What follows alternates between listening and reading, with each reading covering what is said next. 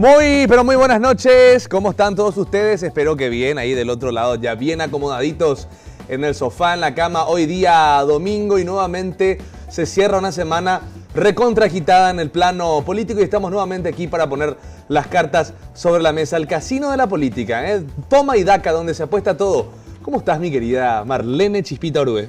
Buenas noches, súper bien. Estoy ansiosa de la entrevista con la dupla, una de las duplas presidenciales de la ANR, pero sobre todo porque quiero saber de qué partido político son, ¿verdad? ¿Por qué? Pues si son de la ANR. Y no sé, parece que hay uno que estaba afiliado a otro partido antes y después se cambió, entonces tengo esa intriga. Espero que usted le pregunte, Elías.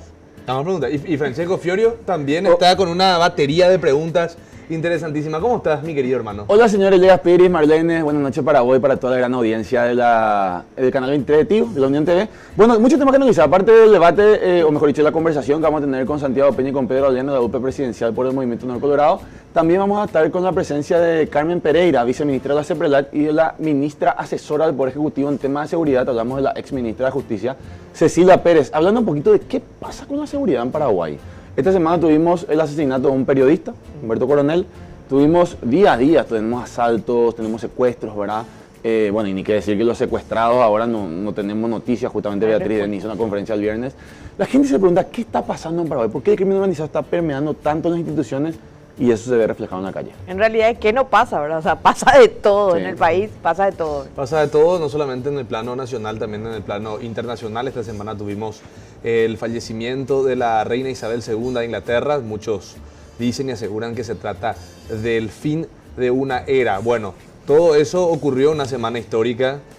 También, bueno, el hecho terrible que ocurrió en Pedro Juan Caballero. Hablábamos en la Unión Hace la Fuerza con el otro periodista amenazado, sí, que decía, si yo no tengo las garantías de la Policía Nacional, me voy del país. Así, claro, tajante, esa es la situación y bueno, así tienen que hacer el periodismo los colegas de esa zona, totalmente desamparados y protegidos ante la ausencia del Estado. Y hablando de ausencia del Estado, esta semana también se dio la conferencia de prensa de las hijas de Oscar Denis con la madre de Edelio Morínigo. Bueno, palabras más, palabras menos, toda la inacción del Estado en cuanto a los secuestrados por el EPP. No, claramente, aparte cuando hablamos de inseguridad, tenemos que analizar un poquito el estado de salud de nuestras instituciones, ¿verdad? ¿Cómo están las instituciones hoy jurídicamente hablando? ¿Cómo está el Ministerio Público? ¿Cómo está el Poder Judicial? Venimos hablando semana tras semana de la habilidad institucional, específicamente del Ministerio Público. Y ni qué decir si nos referimos al trabajo de la Fiscal General, ¿verdad? Hablamos de la doctora Sandra Quiñones, que en estas últimas semanas desapareció totalmente. Desde su casi juicio político, no dio la cara, no dio conferencia de prensa, no dio entrevistas. Insisto, ¿verdad? El crimen está presente, la Fiscal General no lo está. En silencio. Y hay mucho silencio, ¿verdad? También hay que hablar del trabajo del Ministerio del Ministro del Interior, ¿verdad? La Fiscal General es como un poema de Pablo Neruda, que decía, me gusta cuando callas porque estás como ausente. Nunca dio la cara. Lamentable. Lamentable. Bueno, yo te diría que le agrego a eso lo que viene desde afuera, las comisiones de investigación de los Estados Unidos y estos informes que sacuden a la política nacional, porque realmente, ¿quiénes son los más afectados? Los políticos principalmente, ¿verdad? Y ahí demuestra toda la debilidad institucional que mencionabas vos, Francesco. O sea, estamos en temas muy serios y muy complejos de resolver. No, totalmente. Es un tema integral, porque si hablamos de crimen organizado, hablamos en primer lugar del financiamiento del crimen organizado. Hablamos de qué tipo de crimen, porque acá tenemos desde guerrillas como el EPP hasta guerrillas como el PCC. O sea, son guerrillas muy fuertes. De repente el EPP vos decís 20 ñatos locos, 20 gatos locos, ¿verdad? Pero la guerrilla del PCC, para quien no sabe, una de las más fuertes, si no la más fuerte de Brasil. O sea, hablamos de gente que mueve demasiado dinero, que mueve miles y millones de dólares, que día a día transfuguean o transan con autoridades paraguayas, desde la Policía Nacional, altos rangos. No te puedo dar nombre ahora específicamente, ¿verdad? Pero la realidad te lo dice. Entonces el ciudadano se pregunta, ¿qué está pasando en la calle Marle Elías audiencia, ¿verdad? La mujer se pregunta, ¿cuándo va a ser el día que Paraguay voy a poder salir tranquila sin que venga un tarado a faltarme de respeto? El hombre se pregunta, ¿cuándo va a ser el día que pueda salir con plata tranquilo, ¿verdad? Al fin y al cabo tenemos derecho también a andar con uno que otro billete, ¿verdad? Hoy la gente no quiere andar ni con su celular en la calle. Y no quiero ser pesimista, yo creo en mi país, creo que hay esperanza en Paraguay, creo que dentro de todo sí que en los últimos años tuvimos ciertos golpes del crimen organizado. No lo digo yo, lo dice el esquema de ultranza, lo dice las caídas de los grandes cargamentos de cocaína, pero le quiero hacer justamente la pregunta a Cecilia Pérez, como que deja el sabor de que nunca es suficiente. Y es la presión internacional por sobre todo. También. No, Sí. no pasa tanto por algo que sea de motu propio aquí, de nuestro gobierno, o del Estado, si no querés decir gobierno, pero tiene que venir de afuera, lastimosamente. Así mismo, bueno, todo esto tiene también su correlato político y electoral, y también eso le vamos a consultar a los candidatos que van a estar en la mesa del día de hoy. Nuestros primeros invitados, Santiago Peña y Pedro Aliana, la dupla presidencial. Marlene preguntaba de manera irónica de qué partidos son. Le vamos a preguntar también eso, Claro, Marlene, claro. porque Pedro Aliana también estuvo vinculado al partido Encuentro Nacional en sus Sí. orígenes. Para mí me parece más una especie de, bueno, no quiero usar la palabra en guaraní, pero se renueva la propaganda del Matará y por eso el movimiento de Mario Abdo se llamó en su momento Colorado Añetete, ¿verdad? Para contrarrestar eso justamente, ¿verdad? Sí, pero sobre todo también lo que me consultaba un poquito a Sandy y a Pedro, su visión sobre el tema económico, trabajo, salud, educación. Yo lo que justamente hablábamos el viernes en el programa de radio, de que estas elecciones se están basando más en el ataque que en las propuestas, ¿verdad? Y independientemente de que sí, yo creo que hay que atacar, porque al fin y al cabo no hay forma de destruir al crimen organizado si no es con los ataques, las propuestas están quedando en el abismo, ¿verdad? Hoy vos le preguntás a la ciudadanía a quién le votás, algunos te dicen a Sandy, ¿por qué? Porque es bueno, porque es churro o porque está preparado. A Efraín, ¿por qué? Y porque es bueno, porque es luchador o por algo así. Pero nunca hay una propuesta específica de parte de la ciudadanía. Nadie te dice, yo le quiero votar a Sandy porque Sandy va a hacer esto con el sistema educativo. Yo le quiero votar a Efraín porque va a hacer esto con el sistema de salud. Un modelo de país nadie Así está mismo, proponiendo. nadie está proponiendo. Entonces, queremos también concentrarnos en la noche de hoy sobre propuestas, al menos el primer bloque, con Pedro Aliana y Santiago Peña. Así que préndanse porque se viene mucho más. Quédate ahí del otro lado, ¿eh? Ya se vienen más cartas sobre la mesa.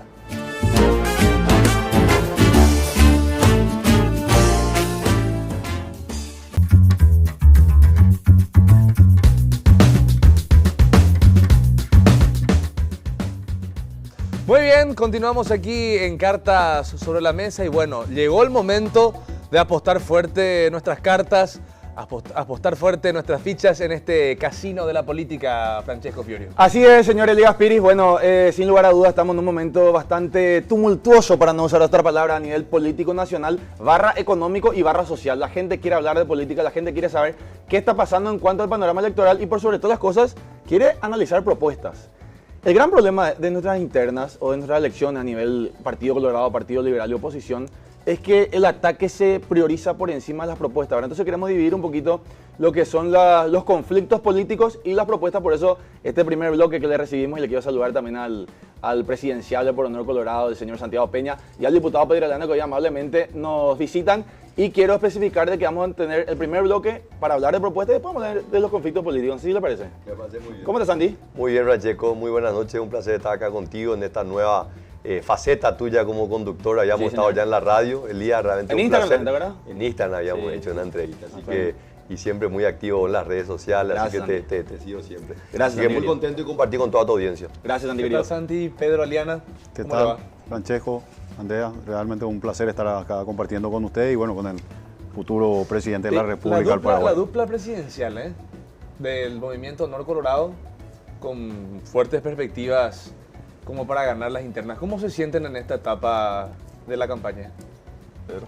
Bien, realmente muy fortalecido, muy confiado de que el 18 de diciembre vamos a tener una gran victoria. No solamente por lo que hoy muestran todas las encuestas que se vienen realizando, sino por lo que nosotros sentimos en el día a día, en el recorrido que estamos haciendo, en las visitas, en las reuniones, en los mensajes que recibimos y bueno, realmente muy contento por esa aceptación que tiene la dupla y también, por supuesto, nuestro candidato a presidente del Partido Colorado, porque vamos a elegir todos juntos estas elecciones. Por primera vez en la historia vamos a hacer unas elecciones conjuntas y creemos que vamos a tener una gran victoria. Yo creo que más allá de las propuestas, de los proyectos que venimos nosotros presentando a la ciudadanía, creo que a la gente no le gustan mucho los ataques que vienen haciendo otra gente. Y bueno, creo que eso suma muchísimo a la probabilidad, a las chances que nosotros tenemos el 18 de diciembre. Ahora, Pedro, no te voy a decir diputado porque creo que queda mal ahí Sandy y diputado. Pedro, no. Queremos entrar un poquito, hablamos justamente con Elías para concentrarnos en el primer bloque sobre lo que son las propuestas de campaña, ¿verdad? Yo le estoy diciendo bastante, ¿verdad? Ustedes también a Arnoldo, a Juan, ¿verdad? También a Efraín, a Sol, y a Seba y a Patricia, que creo que ellos son los candidatos que están marcando mejor en la oposición en el Partido Martín Colorado. Burr te falta. Martín Burr, sí, con Luz Borja, ¿verdad? Bueno, pero independientemente de quiénes son los candidatos, yo estoy siguiendo mucho la campaña de ustedes, ¿verdad? Y evidentemente, como bien creo que el diputado en su momento dijo, ¿verdad? El dicho al hecho, en un largo trecho en campaña mucho se promete y no siempre se cumple, ¿verdad? Y ustedes están teniendo con propuestas específicas, como por ejemplo, en un momento de económico candente, donde falta trabajo, ustedes prometen la creación de 500.000 puestos de trabajo, por ejemplo. ¿Cómo se puede lograr eso, Sandy o Pedro? ¿Ya tienen algún plan para lograr eso, por ejemplo? Sí, la gran ventaja que tenemos, ¿verdad?, es que con Pedro nosotros formamos parte de un proyecto político que no es un proyecto electoral, ¿verdad? Este movimiento que ya tiene más de una década, hoy ya es el movimiento político más fuerte en la historia del Paraguay. Esa es la realidad, porque los movimientos son electoralistas, por definición son electoralistas. Es muy difícil trascender con un movimiento luego de una interna o de una elección. Entonces, lo que nosotros hoy tenemos es un estilo, tenemos una trayectoria. Pedro ya lleva 10 años como diputado, 7 años como presidente de la Cámara, como presidente del Partido Colorado, fue 4 años presidente de la Cámara de Diputados, ya había sido gobernador. Yo fui ministro de Hacienda, fui director del Banco Central. O sea, no es que venimos simplemente con promesas, ¿verdad? Claro. Hoy venimos ya con un bagaje, con una trayectoria. Podemos decir, mira, nosotros ya hicimos esto. O sea, nosotros ya pudimos hacer que la economía crezca al 5% todos los años durante 5 años. Nosotros ya pudimos hacer que disminuya el precio de la canasta básica. O sea que hoy la inflación es un tema lacerante, la gente está preocupada por eso. ¿Una inflación mundial? Sí, es una inflación mundial, pero Paraguay tuvo ya la inflación más baja entre todos los países de Sudamérica en el periodo de 5 años que tuvimos nosotros. Entonces, los movimientos mundiales, cierto, afectan, pero también es una realidad local, y esa es la que nosotros podemos influir. O sea, que nosotros hayamos bajado el precio del gas fue una decisión nuestra. Que hayamos podido bajar el precio del flete, que nos llevó a bajar el precio del combustible, el precio del combustible disminuyó el precio del transporte público, eso abarató la canasta básica de alimentos. Esas son medidas de gestión que nosotros hoy podemos mostrar. Nos preocupa esto. Hicimos en los 5 años del periodo de 2013 al 2018 la mayor inversión extranjera directa en la historia proveniente del Brasil, que es nuestro mayor socio comercial. O sea, hay una serie de elementos y esta idea de 500.000 empleos no es que ahora se nos ocurrió. No, ¿qué tiraste de no. Esto forma parte de un plan. Y yo ¿Pero cómo se logra, Santi? 500.000. Mira, cuando vos empezás a analizar industria por industrias, la industria, vamos a hablar de la industria de supermercados, que creció muchísimo. Sí. ¿Por qué digo la industria de supermercados? Porque esa industria permite acceder al primer empleo. Mucha gente que venía del interior y que anteriormente la única opción que tenía era personal doméstico. Sí. Hoy tienen salario mínimo, entran, trabajan 8 horas diarias, están en un supermercado. La industria de supermercados, que creció muchísimo, hoy cubre apenas 20% del consumo nacional. Hagamos de cuenta que no vamos a tener el consumo que tiene Estados Unidos, un país de ingresos altos, pero el promedio de América Latina, que podamos tener 30% o 40% del consumo, sean supermercados. Eso quiere decir que se pueden crear 20.000 empleos en los próximos 5 años. 20.000 empleos. Muchísimo. Simplemente cuidando las fronteras que no entre el contrabando, porque el contrabando es lo que le mata a la industria nacional, que ¿dónde vende la industria nacional? Y venden en el supermercado. Entonces, medidas como esa.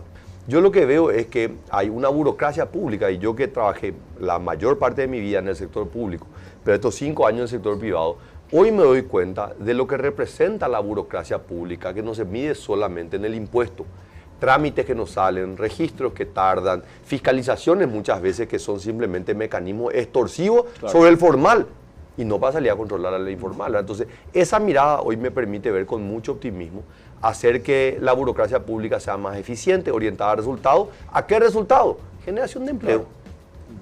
A ver, como persona que viene del mundo de la economía, ex ministro de Hacienda, mencionaste también tu paso por el Banco Central.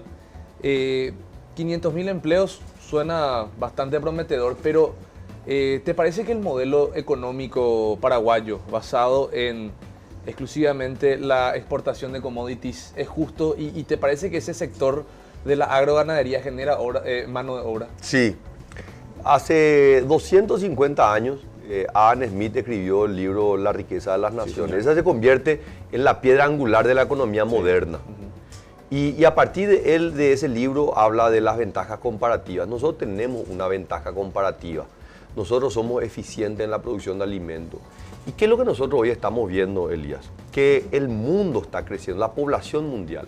Y hay una proyección al año 2050 que la población mundial va a crecer en 1/3, vamos a llegar de 10.000 millones de habitantes para el año 2050. Pero la demanda de alimentos se va a duplicar. ¿Qué significa eso? Que no solamente van a haber más bocas que alimentar, sino que las bocas que ya hay van a querer alimentarse más y mejor. Esa es una gran oportunidad para Paraguay. Porque Paraguay puede convertirse, lo que fue Argentina hace 100 años, en el granero del mundo. Ahora, en la medida que nosotros ampliemos nuestra base productiva primaria, también tiene sentido que avancemos en un proceso de industrialización de esa materia prima. Hablamos siempre de la industrialización, pero no podemos industrializar cuando hay poca cantidad. ¿Verdad? ¿Por qué Paraguay pasó a tener cerca de 10 o 12 frigoríficos, la industria frigorífica? Porque creció el hato ganadero, porque mejoró la genética de la ganadería. Entonces, todo esto forma parte, pero nosotros no tenemos que pensar que para ser un país desarrollado únicamente tenemos que ensamblar autos y hacer microchips.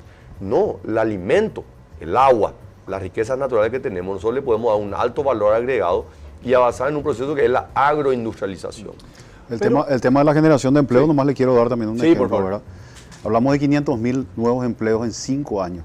Mucho, desde el gobierno nacional, con todas las herramientas que puede tener el gobierno nacional para fomentar el empleo, para potenciar, para ayudar a las industrias, a las empresas, para generar de vuelta oportunidad para la gente, ¿verdad? Para que Paraguay sea de vuelta un país creíble, ¿verdad? Y vengan las industrias y empresas a instalarse acá. El Partido Colorado, el único partido en la República del Paraguay, en plena época de pandemia, en 2 años, en el sector privado, no en el sector público, generó casi 8.000 empleos. ¿En el sector privado? En el sector privado, solamente en el sector privado. Entonces, si un partido político fue capaz de hacer eso en el peor momento económico del país, en menos de 2 años, ¿por qué no podemos hacer nosotros de un gobierno cuando se administra con honestidad, con transparencia? Hay, Pedro, que mencionas, por ejemplo, el tema de obras públicas, ¿verdad? Del Estado y demás. Yo concuerdo que Paraguay debe seguir creciendo. Nosotros no podemos parar de construir infraestructura, nos falta demasiado. No, sí mismo. Está todo por hacerse de claro, pero la gran preocupación, Santi y Pedro, es que nosotros estamos construyendo en base a deudas y no en base a inversión nuestra, ¿verdad?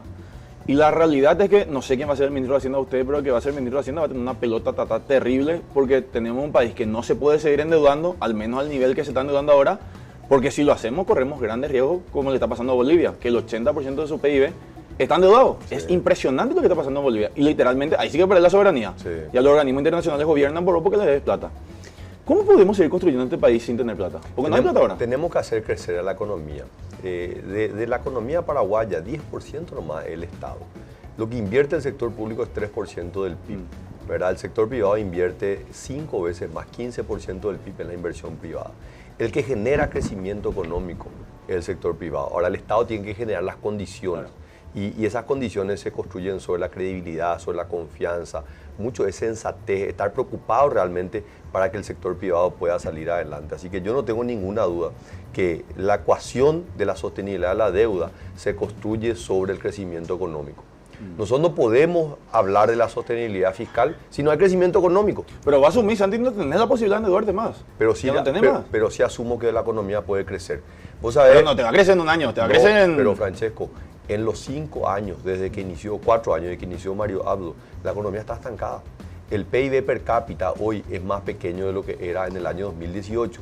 Entonces, el peso de la deuda creció porque el denominador, como se calcula el monto de la deuda sobre el tamaño de la economía se achicó y la deuda creció. Lo que nosotros debemos hacer es que la deuda deje de crecer tan grande, de manera tan acelerada, principalmente gastos corrientes, y que crezca la economía. ¿Por qué es importante eso? Porque si crece la economía, las empresas ganan dinero. Si las empresas ganan dinero, pagan impuestos. Si se paga impuestos, se puede pagar el servicio de la deuda. ¿Cuál va a ser la receta económica? ¿Estimular el consumo, bajar impuestos? Inversión privada. Inversión privada. Esa es la clave. Inversión privada. Tenés que sentarte y escucharle qué necesita el sector privado. Entonces, Pedro estaba hablando del tema de la generación de empleo. ¿Qué hizo Enrique López? Cuando el gobierno de Mario Abdo le echa a Enrique López al director de empleo, ¿verdad?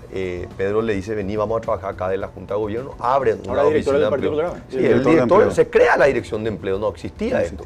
Dice, vení, vamos a trabajar, algo que nunca ningún partido político hizo. Dijo, vamos a hacer nosotros esto. Y lo que hace Enrique López, la gran fortaleza de él, es que él conoce a las empresas. ¿Pero por qué conoce? Porque se va y le escucha. Y dice, bueno, ¿vos qué necesitas? Yo necesito que las personas tengan estas habilidades. Se da la vuelta y llama a una feria de empleo pidiendo esas habilidades. O sea, su trabajo fue unir la necesidad de empleo con la necesidad, con gestión, ¿verdad? Entonces el Estado tiene un ministerio entero de trabajo, empleo y seguridad social.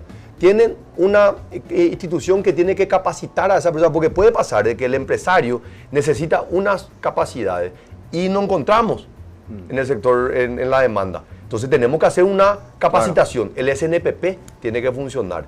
Después tenemos que tener herramientas o usar herramientas como por ejemplo el Banco Nacional de Fomento. Yo soy muy crítico de la designación que hizo Mario Abdo el día de ayer del ex ministro de la CEPELAT, Arrey. Porque Arrey no sabe nada de banca de desarrollo. Entonces, ¿qué le hizo? Mario Abdo le dio anda, relájate ahí, anda a cobrar un salario de 50 millones de guaraníes para no hacer nada.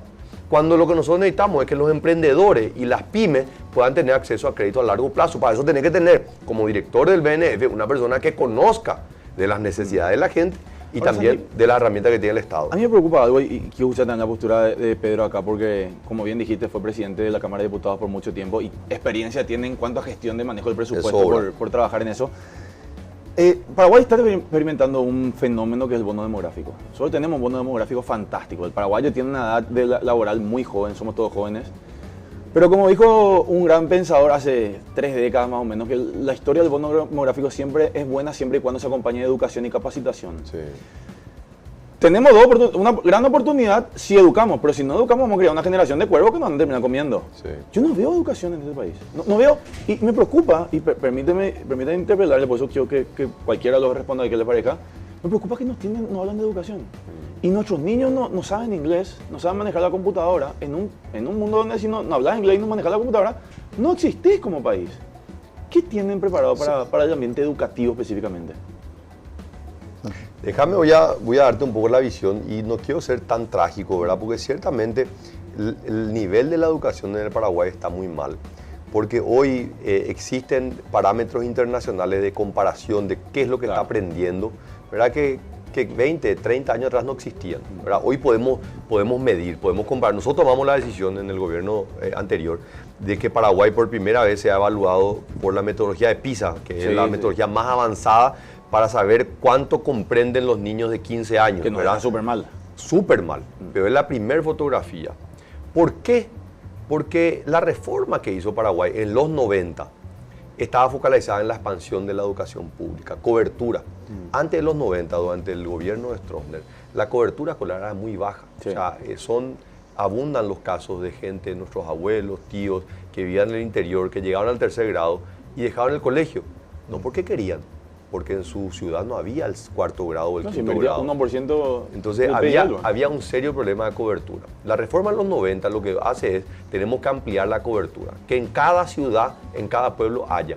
Y este es un país grande, Francesco y Elías. Sí, o sea, geográficamente es un país que es más grande que Alemania, pero tiene una población que es 1/10. Entonces la entrega de servicios públicos, ¿verdad?, es muy costoso. Entonces lo que nosotros tenemos que, oye, está bien, hoy tenemos una cobertura, es más, tenemos más escuelas de las que necesitamos, porque de repente tenemos escuelas donde hay 7 estudiantes, no tiene sentido. O tenemos 3 escuelas por barrio. Pero el problema es que si vos le cerrás esa escuela a ese niño tiene que caminar 10 kilómetros para irse a la escuela más cercana. Entonces vos tenés que resolver, está bien, vamos a reformar nuestro modelo, vamos a poner buenos centros educativos, vamos a centralizar a los estudiantes, pero nosotros tenemos que tener un servicio de transporte público, ¿verdad?, que pueda traer a los estudiantes al centro de formación. Y tenemos que trabajar en la calidad de los docentes. Totalmente. 2 problemas ahí, o 2 desafíos. 1, tenemos que tener institutos de formación docente que tengan estándares más altos de ingreso y obviamente de salida. Entonces, para cuando sale un docente formado, tiene las habilidades para poder transmitir y enseñar. Y el segundo elemento es que tenemos un serio problema de cobertura en lo que es la educación inicial. ¿Qué es la educación inicial? El jardín de infantes, el preescolar y el 1er grado. ¿Por qué es más difícil? Porque la formación requiere un conocimiento pedagógico mucho más profundo que aquel docente que va al aula de 5º grado, 6º grado y asume que el niño sabe leer. El problema es que los niños llegan al 3er grado y no saben leer, Francesco y Elías. En síntesis, voy a entrar por una argelería acá para... Mira que lo que es Payamor, diputado. No, pero tenemos que empezar a calentar ya los motores. Claro. Perdimos 4 años en la educación en nuestro país. Este gobierno nos hizo perder 4 años y una brillante oportunidad para una reforma educativa. En plena época de pandemia los chicos no se fueron a la escuela, era la oportunidad, era el momento y el Congreso a disposición del ministro de Educación, del presidente de la República para hacer cualquier tipo de reforma en el área de salud, pero especialmente en el área de educación. Los chicos no fueron a la escuela. ¿No te gusta, diputado? ¿Y cómo? La transformación educativa no te cierra. Sí, claro que me cierra, pero perdimos nosotros una brillante oportunidad de hacer la reforma o la transformación educativa ahora en este gobierno. En época de pandemia podíamos utilizar esa situación en la que pasamos. ¿Quién era el ministro de Educación que hoy habla de reforma educativa? ¿Qué hizo en ese momento por la educación? El candidato a vicepresidente del oficialismo. 2 años. En el proceso. Pero ahí yo creo que vos tocaste un tema. ¿Y por qué no trabajó cuando fue ministro? Pero ahí yo te voy a decir, lo que está tocando Francesco, es verdad, porque hay un proceso de transformación de la educación. Claro, eso hoy, el proceso. Que hoy no goza de la confianza. Yo no confío en el proceso. Yo conozco. O sea, vos, presidente, rechazás este proceso. Esto es un caos. Acá están entrando ONGs con sus agendas, tema de ideología de género, el tema de otro tema que no es la mejora de la educación. O sea, yo no quiero hablar de si le vamos a enseñar coding, o sea, computación. No. Yo necesito que el niño sepa leer, que comprenda lo que lea, que sepa matemática. O sea, nosotros tenemos que fortalecer los conocimientos básicos, ¿verdad? Y eso parte de una mejora en los institutos de formación docente, de poner realmente el dinero, ¿verdad? Yo con el ministro Riera, cuando era ministro de Educación, fuimos los primeros, después de 15 años nos sentamos con los docentes a cumplir una ley del salario mínimo docente. Entonces, ese es una visión realmente de decir dónde vamos a poner la ficha, ¿verdad? Lo que hoy está pasando, este sistema está totalmente vulnerado, ¿verdad? Por diferentes grupos de interés, donde no sabemos realmente qué es lo que va a salir de este proceso de transformación de la educación. Bueno, ¿les parece si nos vamos a una primera pausita? Por favor, señor. Vamos a tomar un cafecito, una agüita, sí, y después a la vuelta usted se quiere poner ya los guantes. No hace falta, señor, pero queríamos poner propuestas porque, insisto, ¿verdad? Pedro Sánchez, ustedes saben que ahora es todo pelea y es importante que la gente escuche propuestas, ¿verdad? Pero vamos al corte y a la vuelta hablamos un poquito más del internismo colorado. Vamos al corte.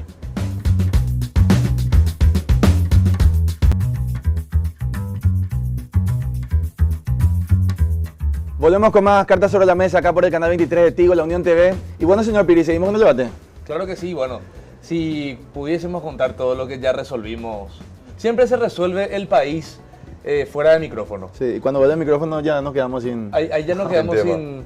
Pero interesante la propuesta del movimiento Honor Colorado porque, bueno, Santiago Peña viene del mundo económico también, bueno, la experiencia, la pata política también, Pedro Aliana. Una cuestión que el sector que les adversa a ustedes argumenta es la falta de militancia que tienen dentro de la ANR. Vos, Santi, que es más, fuiste parte de un directorio del BCP como cupo de tu ex partido. ¿Le consideras tu ex partido al PLR? Claro, yo estuve afiliado, no puedo negar eso, pero yo no entré como ningún cupo del Partido Liberal. Esa es toda una historia que se quiso montar, ¿verdad? Es una mentira eso. Yo era funcionario del Fondo Monetario Internacional, trabajaba muy bien allá y me hace el planteamiento el ministro de Hacienda en ese momento, Dionisio Borda, el presidente del Banco Central, Jorge Corbalán. Eso pasó todo un proceso formal, técnico, se aprobó en el directorio del Banco Central, se aprobó en el equipo económico, le plantearon a Fernando Lugo en su momento, ¿verdad? Y de ahí nace la propuesta de que yo sea miembro del directorio, ¿verdad? Obviamente esto requirió de un apoyo parlamentario, donde los liberales... ¿Estás en el Partido Liberal? Nunca me fui a una reunión, o sea, yo nunca pisé la sede, o sea, jamás me fui a ningún evento partidario del Partido Liberal. Nunca fui militante. ¿Nunca hiciste lobby con esos parlamentarios liberales? Hice lobby con los liberales, con los del UNACE, con los colorados. No, pero antes, yo te digo, antes de ser ministro. No, mi mundo estaba en otro, o sea, totalmente alejado de la política. Y a Pedro, ¿a vos te vinculas mucho con el encuentro? ¿Qué decís sobre eso? Yo nunca estuve afiliado ni al Encuentro Nacional ni milité en otro partido. Yo me afilié al Partido Colorado y milité en el Partido Colorado siempre. Y tengo mucho más militancia y trayectoria que los otros dos candidatos. Yo en el 2006 ya fui candidato a intendente. Gané las internas en Pilar, perdí las generales por 100 votos, un año fui candidato a gobernador, en el 2008 gano la gobernación, asumo la gobernación del 2008 al 2013, en el 2010 soy miembro de la Junta de Gobierno, también electo por mi departamento, número 1 por mi departamento. 2013-2018 primer periodo a la Diputación, Sí. 2017 primera presidencia de la Cámara de Diputados, 2018-2023 mi segundo periodo como diputado nacional, 2015 presidente de la Asociación Nacional Republicana Partido Colorado, donde gané por más de 100.000 votos, le gané cuando eso presidente del Senado Mario Audo Benítez. Y bueno, después me tocó ser 3 años más presidente de la Cámara de Diputados, son 4 años como presidente de la Cámara de Diputados, 9 años como diputado nacional, 5 años como gobernador, 7 años ¿Tienes cómo defenderte? Yo creo que tengo para defenderme, así Aparte, que... Francesco, esta historia de la militancia, a ver, ¿qué militancia tiene Arnoldo Vince? O sea, porque todo ese argumento, está bien, Hugo fue presidente seccional, fue presidente de la convención, o sea, tiene una trayectoria de militancia mucho más larga, ¿verdad? Pero obviamente uno también trata de apelar a su fortaleza y evitar sus debilidades. Ellos no pueden acusarnos a Pedro y a mí de tener manchas o actos de corrupción, no tenemos. Hemos sido personas con altísimos cargos y no hay un solo cuestionamiento sobre nuestra honestidad, no hay cuestionamiento sobre nuestra idoneidad para los cargos de nosotros. O sea, si hay, para terminar nomás, ¿verdad? Porque Pedro, que es mi compañero de dupla, es el candidato a vicepresidente con el mejor perfil, yo te diría, en la historia del Paraguay, en lo que es el rol del vicepresidente, claro. Un cargo político, un rol político y de enlace con el Parlamento. Y qué mejor que alguien que ha sido 10 años diputado nacional, una persona que ha sido 4 años presidente de la Cámara y 7 años presidente de un partido. Mira, yo personalmente, sinceramente, yo tampoco, como no soy un militante de un partido, a mí me importa un dedo la militancia. Vos me decías, Miche, no milito en el Partido Colorado, y me chupan huevo con tal de que trabaje, ¿verdad? Ahora, pero más allá de eso, yo no discuto la dupla. De hecho, que le dije el viernes a Calé, hablamos en la radio con el senador, la dupla de Honor Colorado es, en cuanto a práctica, es fantástica. O sea, Sandy Peña, un tipo preparado, economista, entiende en gestión, cierto lo que decís, no se le puede acusar a un caso de corrupción. Pedro Aleana, vicepresidente, no tenés un mejor perfil que un 2 veces presidente de la Cámara de Diputados, por tanto, tiempo maneja el tema legislativo, 4 veces mejor dicho. Pero, ¿sabe lo que a mí me molesta a usted? Sí, y perdóneme que sea tan frontal. Que presentan dos caras muy lindas, que se le puede votar. Atrás de ustedes viene una Lea Jiménez, fantástica Lea Jiménez. Un Víctor Pecci, fantástico Víctor Pecci. Pero de repente nos enchufan a un Erico Galeano, al jefe de Sebastián Marcet, que según Gustavo Petro, el presidente de la República de Colombia, responsable del asesinato de Marcelo Pecci. Sí. ¿Cómo votar así, Sandy? O Pedro, ¿verdad? Pues insisto, Sandy. Yo quiero especificar un tema nomás, Sandy. Yo no critico la dupla, porque creo que la dupla es muy buena. Sí. Pero lo que viene atrás de la dupla... Sí. Erico Galeano no es cualquier persona. Es un tipo vinculado al esquema de ultranza. Un tipo vinculado al asesinato de Marcelo Pecci, de un mártir para mí de la justicia. ¿Cómo prometer un cambio con esa gente? Yo creo que hay dos apreciaciones que vos haces que yo creo que son ligeras, Francesco. ¿Verdad? Primero, que él esté vinculado al asesinato de Marcelo Pecci. Eso no es cierto. A Sebastián Marcet.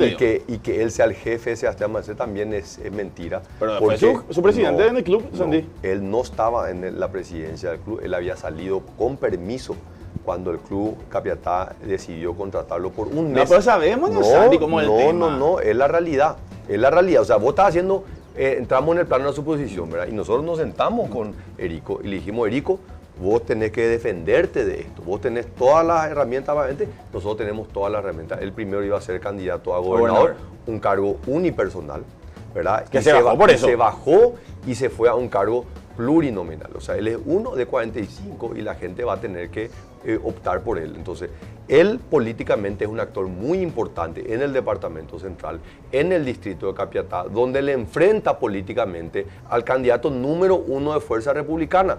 Todos los ataques sobre Erico Galeano, no es que salieron al azar, no, están motivados políticamente porque el único que le puede hacer frente a Derlis Osorio en Capiatá y puede poner en riesgo la candidatura de su candidato a gobernador, que es el intendente de Capiatá, se llama Erico Galeano. Pero son de informe internacional, Sandy, querido. Acá lo que nosotros necesitamos es que la justicia haga su trabajo y si él está vinculado, pues que la justicia haga su trabajo y que finalmente se decida. Mientras tanto, el ámbito político de la hoy tenemos también la posibilidad de elegir. Para eso justamente nosotros aprobamos en el Congreso Nacional la lista de bloqueados. Ahí es donde yo entiendo lo que vos decís y es cierto, la gente puede elegir. Pero si yo soy candidato, yo soy Santiago Peña o Pedro Aleana, que vengo con el discurso, es cierto, ¿verdad? Ustedes no robaron, nunca se les pilló nada. tienen conocimiento, pero si venía así y te le presentás a Erico. Hagamos cuenta, te doy algo de razón. Y ¿sabes cómo te iba a responder?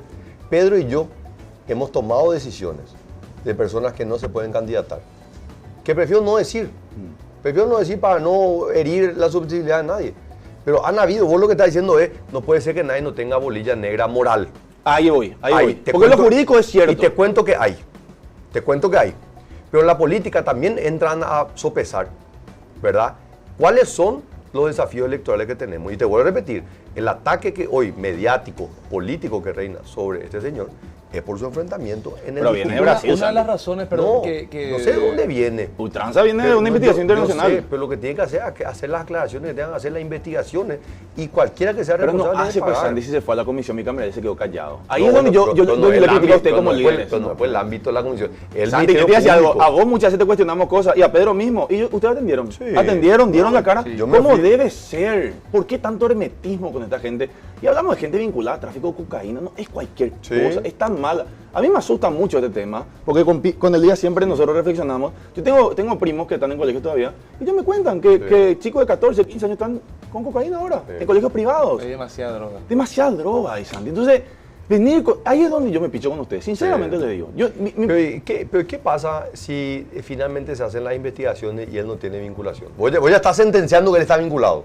Y Sandy, mira, yo te decía algo. Pero estás sentenciando que está vinculado. Pero Sebastián Marcenio fue el 10 de Deportivo Capiatá. Que hasta ahora Capiatá tiene la cancha. Un mes no le pagaron ni él vino con una empresa que supuestamente iba a pagar los salarios de él, ¿verdad? Y nunca vino la plata y a los 30 días lo desvincularon. O sea, esa es la realidad. Por eso que yo digo, tenemos que sacar un poco del ruido mediático, del ataque, porque hay una intencionalidad en esto. Hay una intencionalidad. Te voy a repetir. El principal escollo que tiene Fuerza Republicana en el Departamento Central se llama Erico Galeano. O sea, Erico Galeano, yo recuerdo también que te habían preguntado en la campaña del 2018 sobre Óscar González Daer. Sí. Dijiste, bueno, se lo puso en la lista porque tiene arrastre en Central. ¿No es el mismo argumento el que se está usando con Erico? ¿Y dónde terminó Óscar González Daer? Mal. No era una decisión mía, es la justicia. Y lo mismo va a pasar con Erico. Yo no creo que vos te sientas como con Erico, sinceramente. Y lo mismo va a pasar con cualquier otro, ¿verdad? Pero la pregunta es, ¿dónde está el límite de estas consideraciones subjetivas o la supuesta moralidad?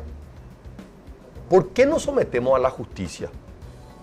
Pero no existe ni la justicia acá, Sandy. No, pero no. Esa es la verdad. Pero entonces vamos a andar todos armados y hagamos la justicia propia. Ramón González Daer y su hijo, ¿dónde están hoy? Sí, pero los Estados Unidos se tuvo que sentar en el juicio. A lo que voy nomás es que, y para entrar un poco en el tema judicial, porque insisto, varios mensajes nos están llegando acá para cuestionar, ¿verdad? Pero yo les agradezco que estén acá. No es fácil dar la cara en un momento tan tumultuoso de la política, ¿verdad? Es importante aclarar estos puntos. Y tema justicia nomás, Elías, ¿verdad? Sobre ese punto.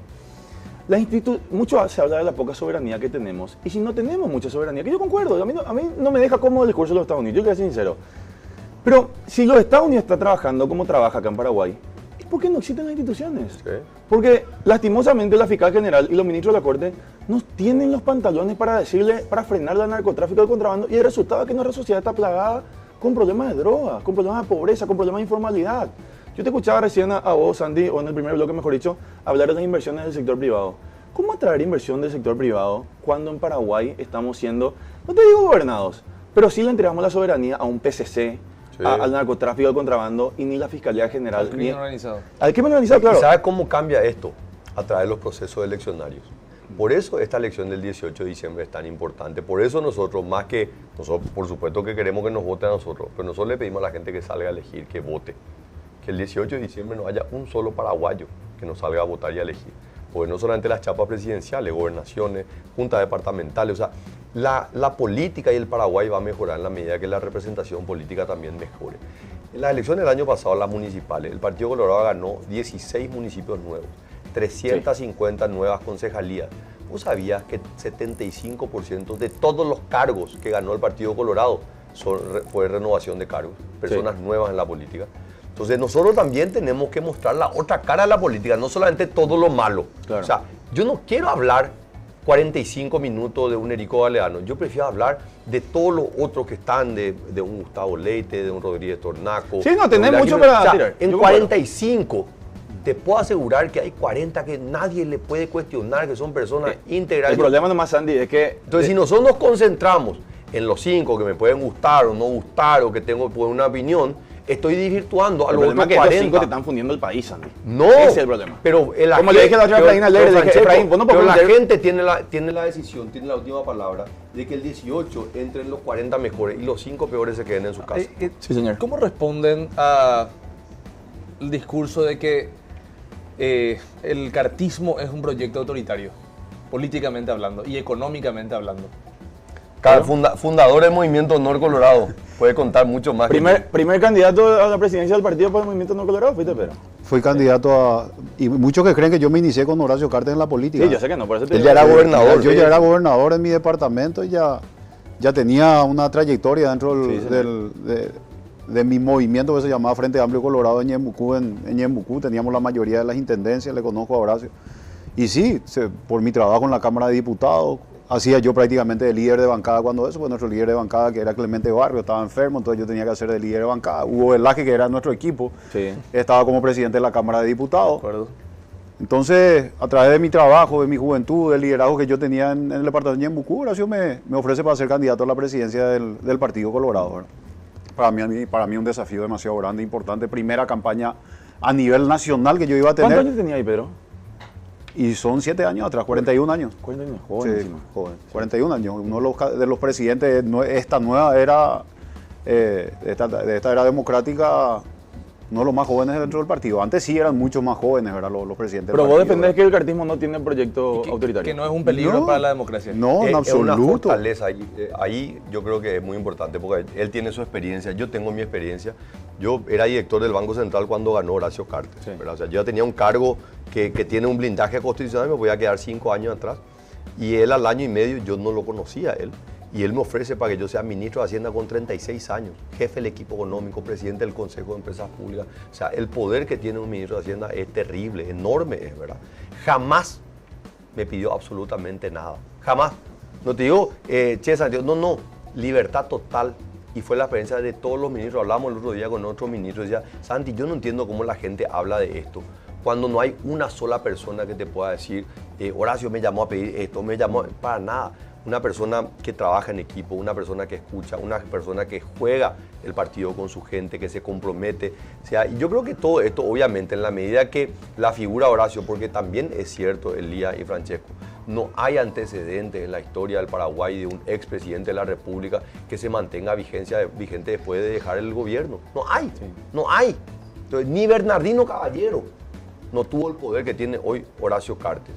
Pero ese poder Ni no Fernando es el Lugo con su dinero. popularidad. No, nada. Eso no es el dinero. Eso es un trabajo de equipo, estar todo el día apoyando las medidas, tomando posiciones, ¿verdad? Pedro. Me asumo la presidencia de la Junta de Gobierno.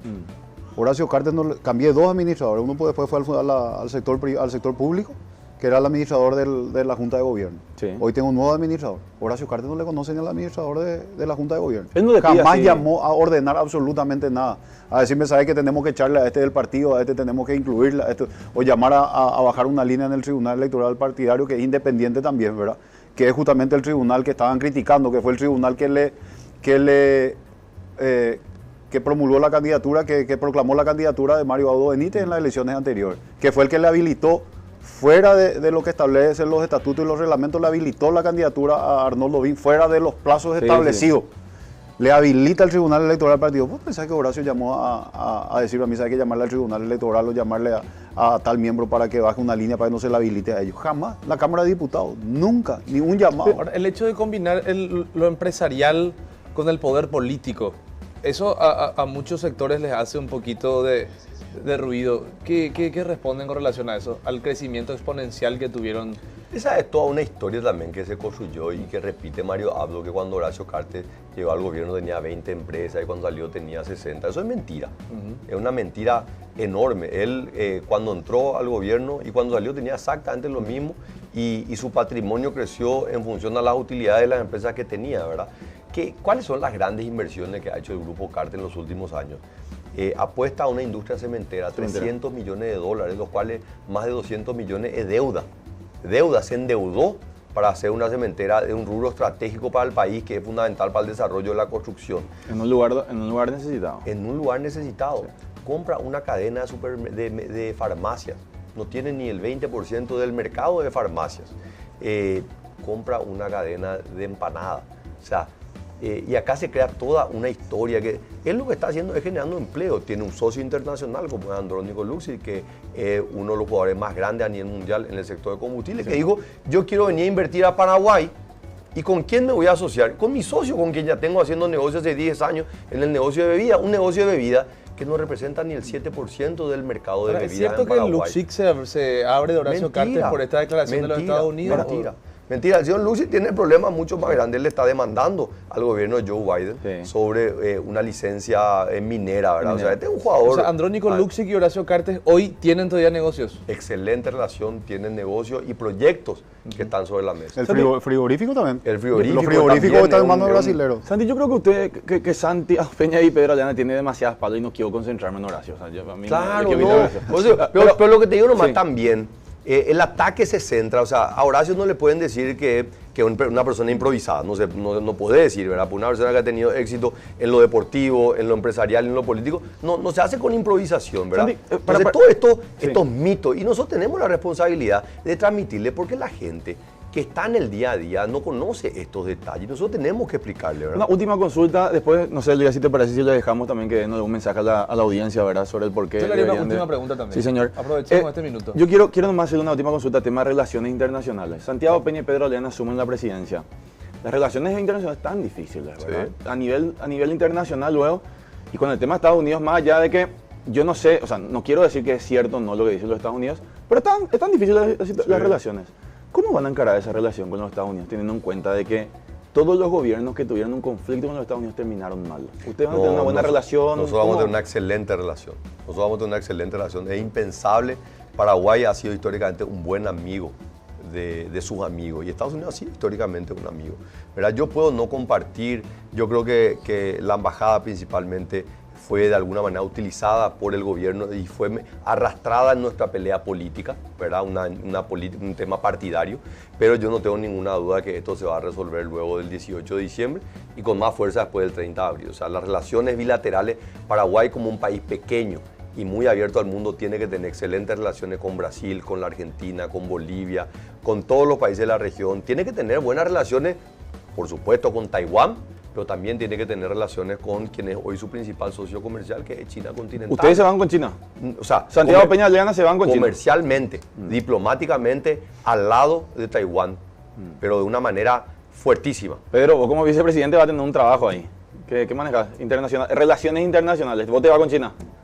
No, claro, con Taiwán. Ah, con Taiwán. Sí, nosotros hemos tenido varias reuniones, varias invitaciones, un buen relacionamiento con ellos. La relación con Taiwán es innegociable para nosotros, ¿verdad? Innegociable. Sí. Última pregunta de mi parte. ¿Por qué hay que, o sea, ya dejando un mensaje al electorado colorado, ¿por qué hay que votar a la dupla del Movimiento Honor Colorado, Santiago Peña, Pedro Aliana?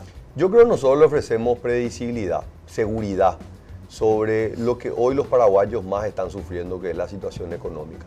Nosotros vamos a traer orden donde hoy hay caos, nosotros vamos a traer previsibilidad para que las empresas puedan invertir, para que se genere un proceso de desarrollo con inclusión social a través de la generación de empleo, porque creemos que el empleo es lo que le termina dignificando a las personas. No hay mejor política social que la generación de empleo. Y obviamente seguir avanzando en la mejora de la educación, en la mejora de la salud. Generar cambios que creo que nosotros vamos a poder capitalizar sobre la experiencia de los últimos 5 años nos tocó a nosotros. Nosotros no podemos decir que en este gobierno se ha hecho todo mal, pero sí vamos a corregir muchas de las cosas que nosotros estamos convencidos que se hicieron muy mal. Diputado, ¿un último mensaje? Porque Santiago Peña, Pedro Aliana son la opción válida para el país, para tener días mejores en la República del Paraguay. Del otro lado, en estas internas ya tenemos, esta gente reivindica el modelo que estamos viviendo hoy, que no puede continuar por 5 años más, que está empobreciendo a todos los paraguayos, que está llevando a la ruina a la República del Paraguay. Y después de estas internas tenemos el modelo que conocemos también, un modelo de partidos políticos que se unen, al poco tiempo se pelean entre ellos, se conspiran entre ellos, y el que sufre es el pueblo paraguayo. Si es que pedirle a la gente que tenga esperanza, que tenga confianza en nosotros y que no le vamos a defraudar. Somos personas honestas, transparentes, que es lo que hoy está necesitando el país. Santiago, Pedro, muchísimas gracias. Elías. Muchas gracias a ustedes. Tienen nombres de apóstoles, Santiago y Pedro. Pedro Hércules encima. Pedro Hércules. De apóstoles y mitos. Increíble, ¿no? De dioses mitológicos, ¿sí? Así es. ¿Tomamos la pausa? Como usted diga, señor. Gracias nuevamente por estar aquí. Muchas gracias a Gracias a ustedes. ustedes. Pausa y ya volvemos.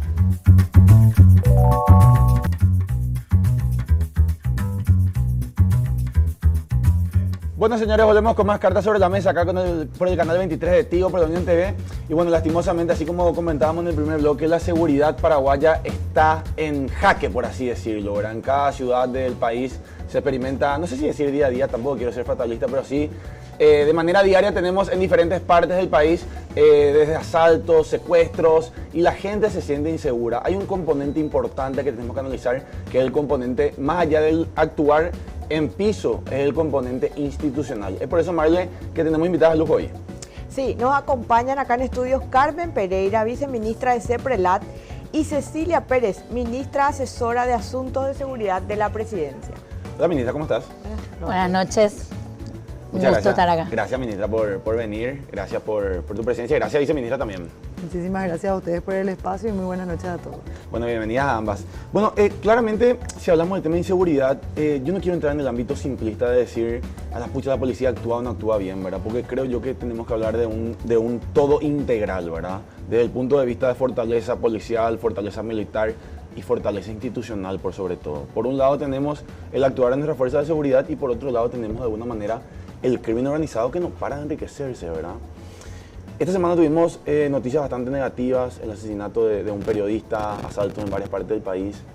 ¿Qué reflexión les merece esto, verdad? Ya desde el punto de vista de financiamiento al crimen organizado y de cómo está el crimen.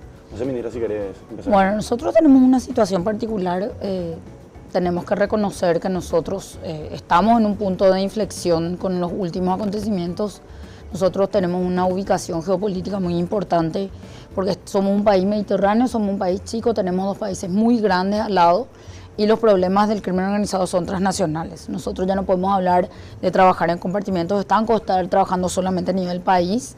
El ejemplo de los últimos casos grandes o de las incautaciones importantes están vinculadas a grandes cargamentos de cocaína que han pasado por el Paraguay, han venido del norte del continente y que salen ya sea por puertos de Brasil o de Uruguay o de Argentina, ya que nosotros no tenemos salida, pero sí la hidrovía se ha utilizado en este tiempo como un camino, ¿verdad? Entonces tenemos que hablar principalmente de una forma de trascender los modus operandi habituales que conocíamos antes. Pasamos de tener episodios como el de la frontera, como sabemos que es considerada zona roja, ¿verdad? Amambay, el área de Pedro Juan, Capitán Vado, donde vemos que todavía hay una disputa territorial violenta en las calles y otras maneras de actuar como son las alianzas con otros grupos del crimen organizado que operan en la región y que tienen vínculo inclusive con otras regiones del mundo, como es el caso de la salida o la llegada a través de nuestros puertos de grandes cargamentos de cocaína a Europa principalmente. Lo que que se hace nomás como que, yo no dudo de que hay ahora intenciones de luchar contra el crimen organizado. Creo que hoy el Estado paraguayo da señales, ¿verdad? Y hablamos del esquema ultranza. Bueno, hay varios casos que creo que el Estado paraguayo tuvo protagonismo y tampoco podemos decir que no se lucha, también sería injusto. Pero siempre queda el condimento como que no podemos luchar. Más allá de la intención, no nos da todavía la fuerza institucional. Nosotros tenemos la fuerza institucional para combatirle al PCC, que es el terrorismo más fuerte de Brasil, al contrabando que viene del terrorismo árabe, el tema de la venta iraní. ¿Tenemos la fuerza institucional para hacer eso?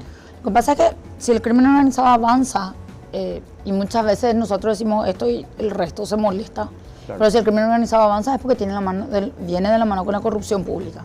Entonces los componentes en cualquier estructura de lucha contra el crimen organizado, ya sea en la etapa del tiroteo callejero que se da en Pedro Juan Caballero, como vemos que se da en Pedro Juan, y aliarse con otros grupos y luego para terminar en la estructura de lavado de dinero, que ya no es el que dispara en la calle, el que está introduciendo el remanente del crimen organizado en el sistema financiero, sino que hay alianzas para cada una de las etapas y por eso no podemos tratar, por ejemplo, el contrabando como un compartimiento estanco de lo que es el narcotráfico, porque ellos salían para usar las estructuras, la logística, comparten rutas, comparten inclusive esquemas de corrupción que tienen distintos precios. Si vamos a contrabandear droga o vamos a contrabandear otra cosa que no sea droga, ya sea cigarrillo o sea vinos, como pasa, o armas, o vino, como pasa ahora. El PCC ya toma otros tipos de forma de delinquir,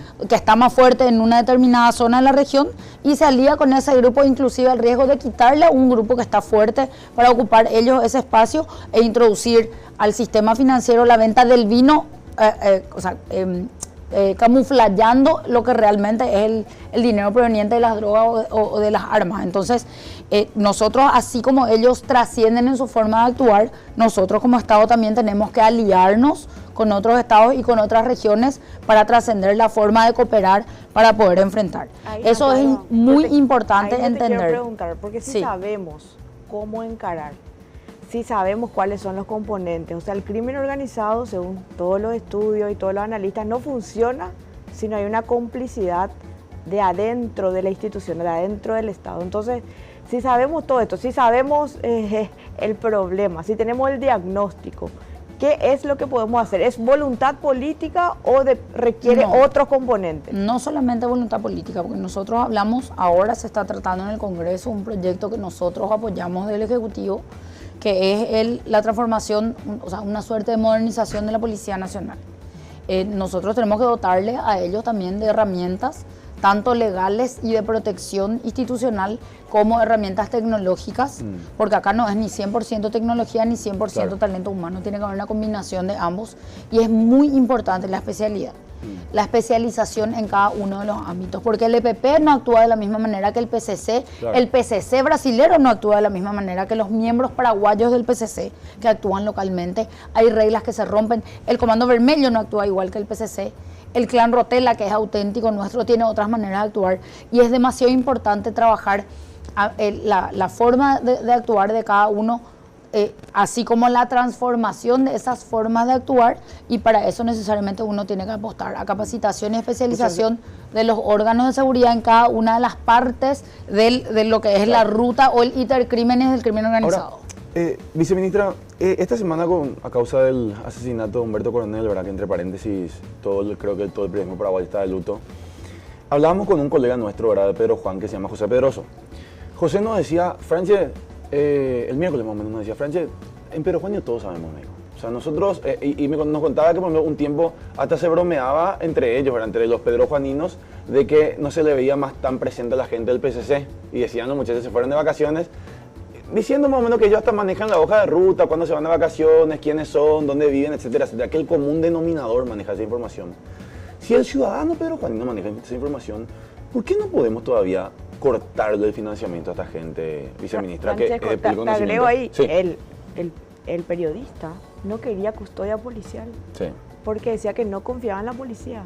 Entonces, esa magnitud de los hechos también son una preocupación, porque si un periodista que tiene familia en la Policía Nacional incluso se niega, y que después las lamentables declaraciones de una fiscal digan que en palabras textuales se regaló, ¿cómo? Ahí es lo que me pregunto, lo que le decía a la ministra, ¿verdad? ¿Cómo institucionalmente podemos combatir si desde el Estado el fiscal te dice se regaló ese periodista? O sea, es lamentable. Y por sobre todo lo del financiamiento, viceministra, ¿cómo no le podemos cortar todavía? De hecho que ahí hay una cuestión muy importante de lo que están mencionando.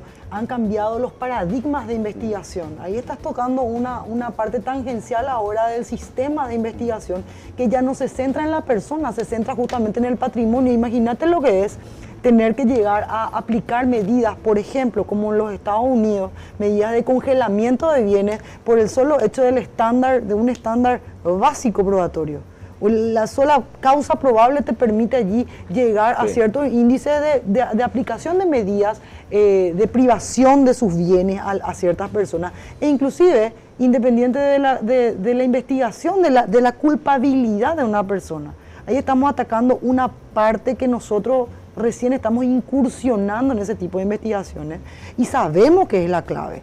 tenemos la herramienta ya probada de que al crimen organizado solamente le vamos a parar en la medida que le cortemos el financiamiento de sus actividades. Por eso, como decía la ministra, es muy importante que nosotros podamos realmente comprender que hoy la investigación ya no se va en cabeza del que comete un crimen, se va en la cabeza de quienes mueven dinero en efectivo, y que muchas veces medidas criminales, medidas penales, de persecución penal ya no son efectivas para realmente combatir este tipo de delitos. Estamos hablando de medidas financieras, la que me pedís. Claro, ¿y cómo no podemos cortar eso todavía, viceministra? Sí, ya se sabe quiénes son.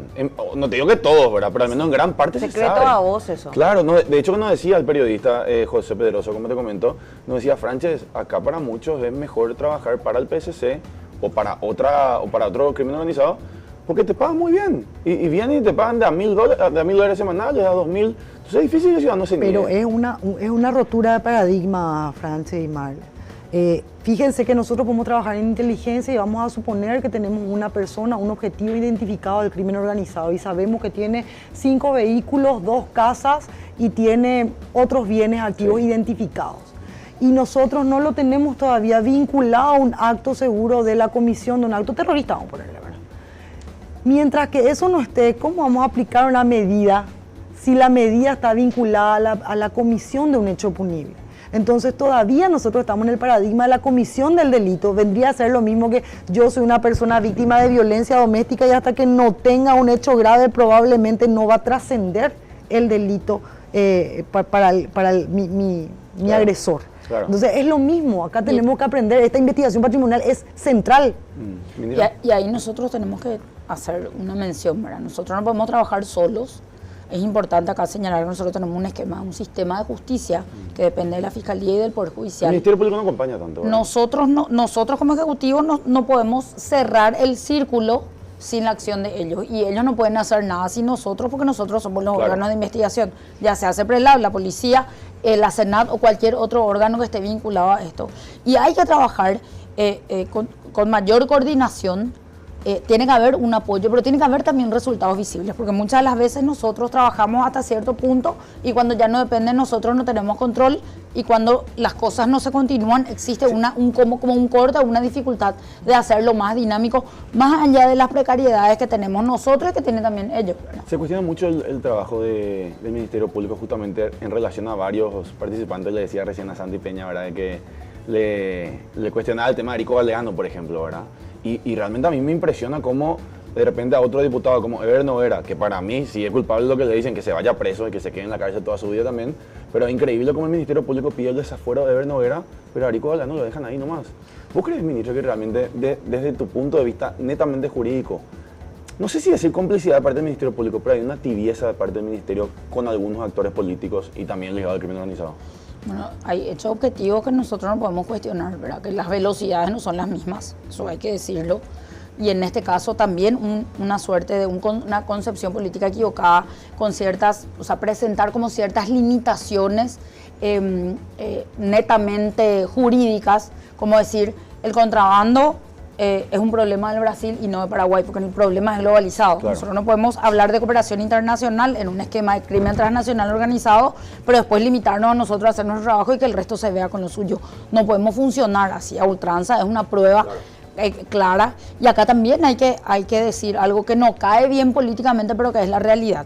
Si durante mucho tiempo estuvieron actuando de una manera cómoda, cuando se empiecen a tomar medidas y se rompe esa comodidad, por supuesto que va a haber consecuencias. No digo que nos acostumbremos a vivir entre los tiros o a tener consecuencias, pero cuando uno molesta al crimen organizado reacciona. Bueno, ahí yo te agrego, ahora tenemos un mártir, tenemos un fiscal asesinado, hablas también de la cooperación internacional. Los insumos de estos informes de las comisiones especiales de los Estados Unidos no podrían servir para que la Fiscalía ya empiece a investigar. Y eso es lo que la Fiscalía tiene que introducir en su esquema de investigación, empezar a pedir informes con cooperación internacional, ya sea a través de CEPRELAB o a través de otro organismo o ellos mismos que tienen sus esquemas de cooperación a los efectos de poder comprobar o no, porque la noticia criminis está publicada, claro, ¿verdad? O sea, acá hay que ser claro, hay una noticia criminis pública y está el artículo 18 del Código Procesal Penal que determina que las investigaciones se pueden abrir de oficio, claro. No es necesario cuando es un hecho de acción penal pública. Ahora, hay ciertas normas de complejidad que sí se pueden entender de trabajar en un esquema más coordinado, más efectivo, trabajando todos juntos. Categóricamente la coordinación entre instituciones es lo que inclusive le ha dado a Gafilat un resultado positivo, de poder trabajar liderando en el caso de la CEPRELAB todo el esquema de coordinación para la respuesta del Estado, no del gobierno, del Estado paraguayo frente al examen de Gafilat. Entonces ese ejemplo también se da en microespacios que se han dado en ámbitos de cooperación en lo que es de seguridad propiamente, que han dado resultados positivos. Claro. No siempre nomás es posible por diferencia de criterios y por diferencia de actitudes de uno u otro órgano. Mecanismo de prevención que podamos implementar. Le pregunto acá a la ministra si hay alguno que se pueda implementar para poder darle algún seguimiento. De hecho que los mecanismos están cada vez más están fortificados. Nosotros particularmente trabajamos en inteligencia, eso limita mucho nuestra acción, porque nosotros trabajamos en el antes de. Claro. Entonces, ese antes de tiene limitaciones, tiene reservas y tiene confidencialidades. Y eso también somete muchas veces a la voluntad del órgano investigador de hacer la persecución o no. Y nosotros hacemos una suerte de retroalimentación, ahora ya vamos a propender a registrar la retroalimentación dentro de un sistema en tiempos determinados, porque es la única manera de ir teniendo un seguimiento constante, principalmente para los efectos de estas evaluaciones internacionales. Pero necesitamos también nosotros tener una retroalimentación, porque si no pareciera que nuestros informes no tienen un sustento que sirva para una investigación, cuando que son productos de muchísimos años de investigación. Usted te presentaron informes, voy a hablar dentro del vocabulario millennial, calientes, ¿verdad? Jodidos realmente, con informes sobre, qué sé yo, contrabando de cigarrillos, narcotráfico, entre otros, al Ministerio Público. El Ministerio Público no actuó como ustedes esperaban. Mira, en lo que me cupo a mí en los 2 años que estuve como directora general de análisis financiero y estratégico, realmente no hubo un solo caso que no me haya enamorado de la temática, porque realmente es apasionante investigar este tipo de hechos. Son hechos muy complejos. ¿Pero el Ministerio Público te acompaña? Puedo hablar de nuestro trabajo de la CEPRELAB, y nosotros tratamos de llevar este trabajo que se nutrió en estos últimos tiempos de más de 26 fuentes que combinamos a través de elementos de Machine Learning y también de la expertise de los analistas técnicos, un grupo de expertos prácticamente multidisciplinario que hoy conforma la Dirección General de Análisis Financiero y Estratégico de CEPRELAB, y tratamos de elevar todos los casos que tratamos de elevar con una hipótesis, con una causa probable de comisión de delito, porque lo que nuestra ley nos dice es que podemos elevar causas al Ministerio Público con indicios fehacientes de lavado de dinero o delitos precedentes. Por eso consulto, viceministra, porque si mal no estoy, vos ahora estás como supervisora por el Gafilat, ¿verdad? ¿Sería así?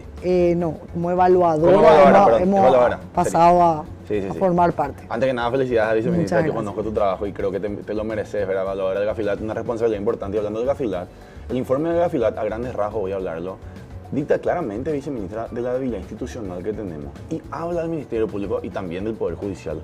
Por eso quiero insistir en el trabajo del Ministerio Público, porque como bien dijo la ministra Cecilia, si acá no está el ente acusador, pues no sirve de nada. Al pedo investigamos si nadie va a acusar, y al pedo investigamos si nadie va a juzgar.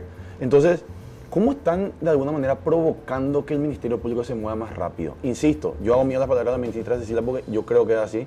En algunos casos son muy rápidos y en otras denuncias que ustedes lo hacen, son lentos. ¿Cómo pueden presionar eso?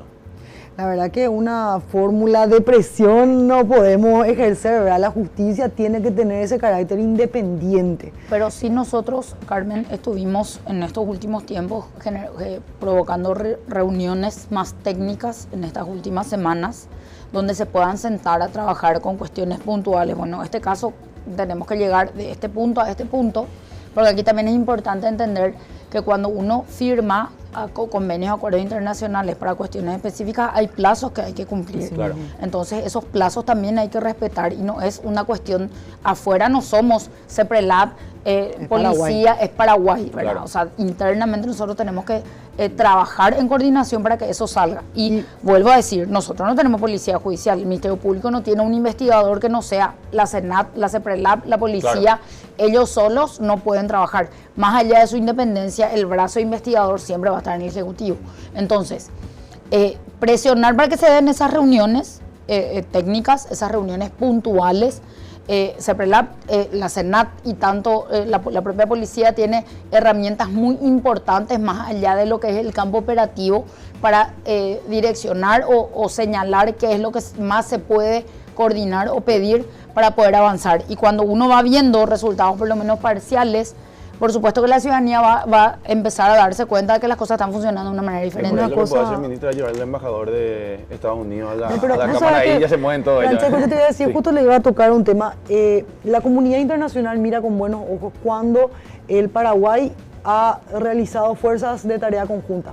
Equipos de fuerza de tarea conjunta han demostrado ser una clave para la investigación de delitos complejos y en esa fuerza de tarea conjunta han congeniado equipos multidisciplinarios de varios países. Sí. Estados Unidos ha impulsado ese tipo de trabajo. El Brasil, sobre nuestras amenazas de narcotráfico, de crimen organizado, las ha impulsado. Y hemos demostrado ser susceptibles ante ese tipo de presiones. Sí, sí. Y bueno, si es la manera en la que estamos forzando eso, nosotros estamos haciendo de esto una constante. Nosotros como CEPRELAB ya estamos tratando de migrar de la entrega del material en físico a llamarle al investigador y decirle, bueno, tengo este dato, ¿cómo te sirve? ¿Te parece si nos damos un breve corte a la vuelta? Analizamos un poquito el tema de Gafilat, tema de informe y por sobre todas las cosas quiero consultarles así, según la investigación que ustedes realizan, si este ambiente caldeado social va a seguir. Vamos a un breve corte y después seguimos.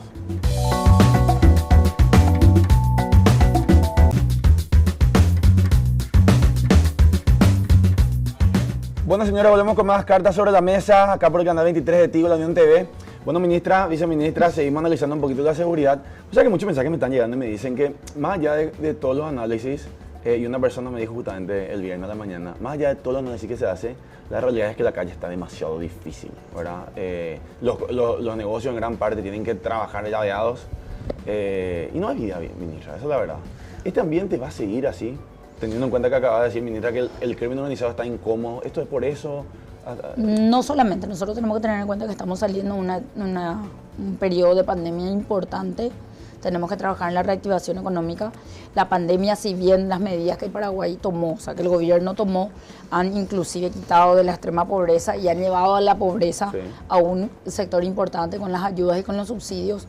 Nosotros tenemos que reconocer que se generó un ambiente regional, que creo que no somos, todos los gobiernos han sido interpelados en mayor o menor medida, pero sí hay algunas necesidades que se hicieron fuertes y que hay que reactivar. En la medida que haya una reactivación económica importante y Paraguay tiene una proyección bastante positiva en comparación a los demás países de la región. Ustedes vieron en el evento de jueves y viernes que tuvo 2.000 personas inscritas en Invest in Paraguay.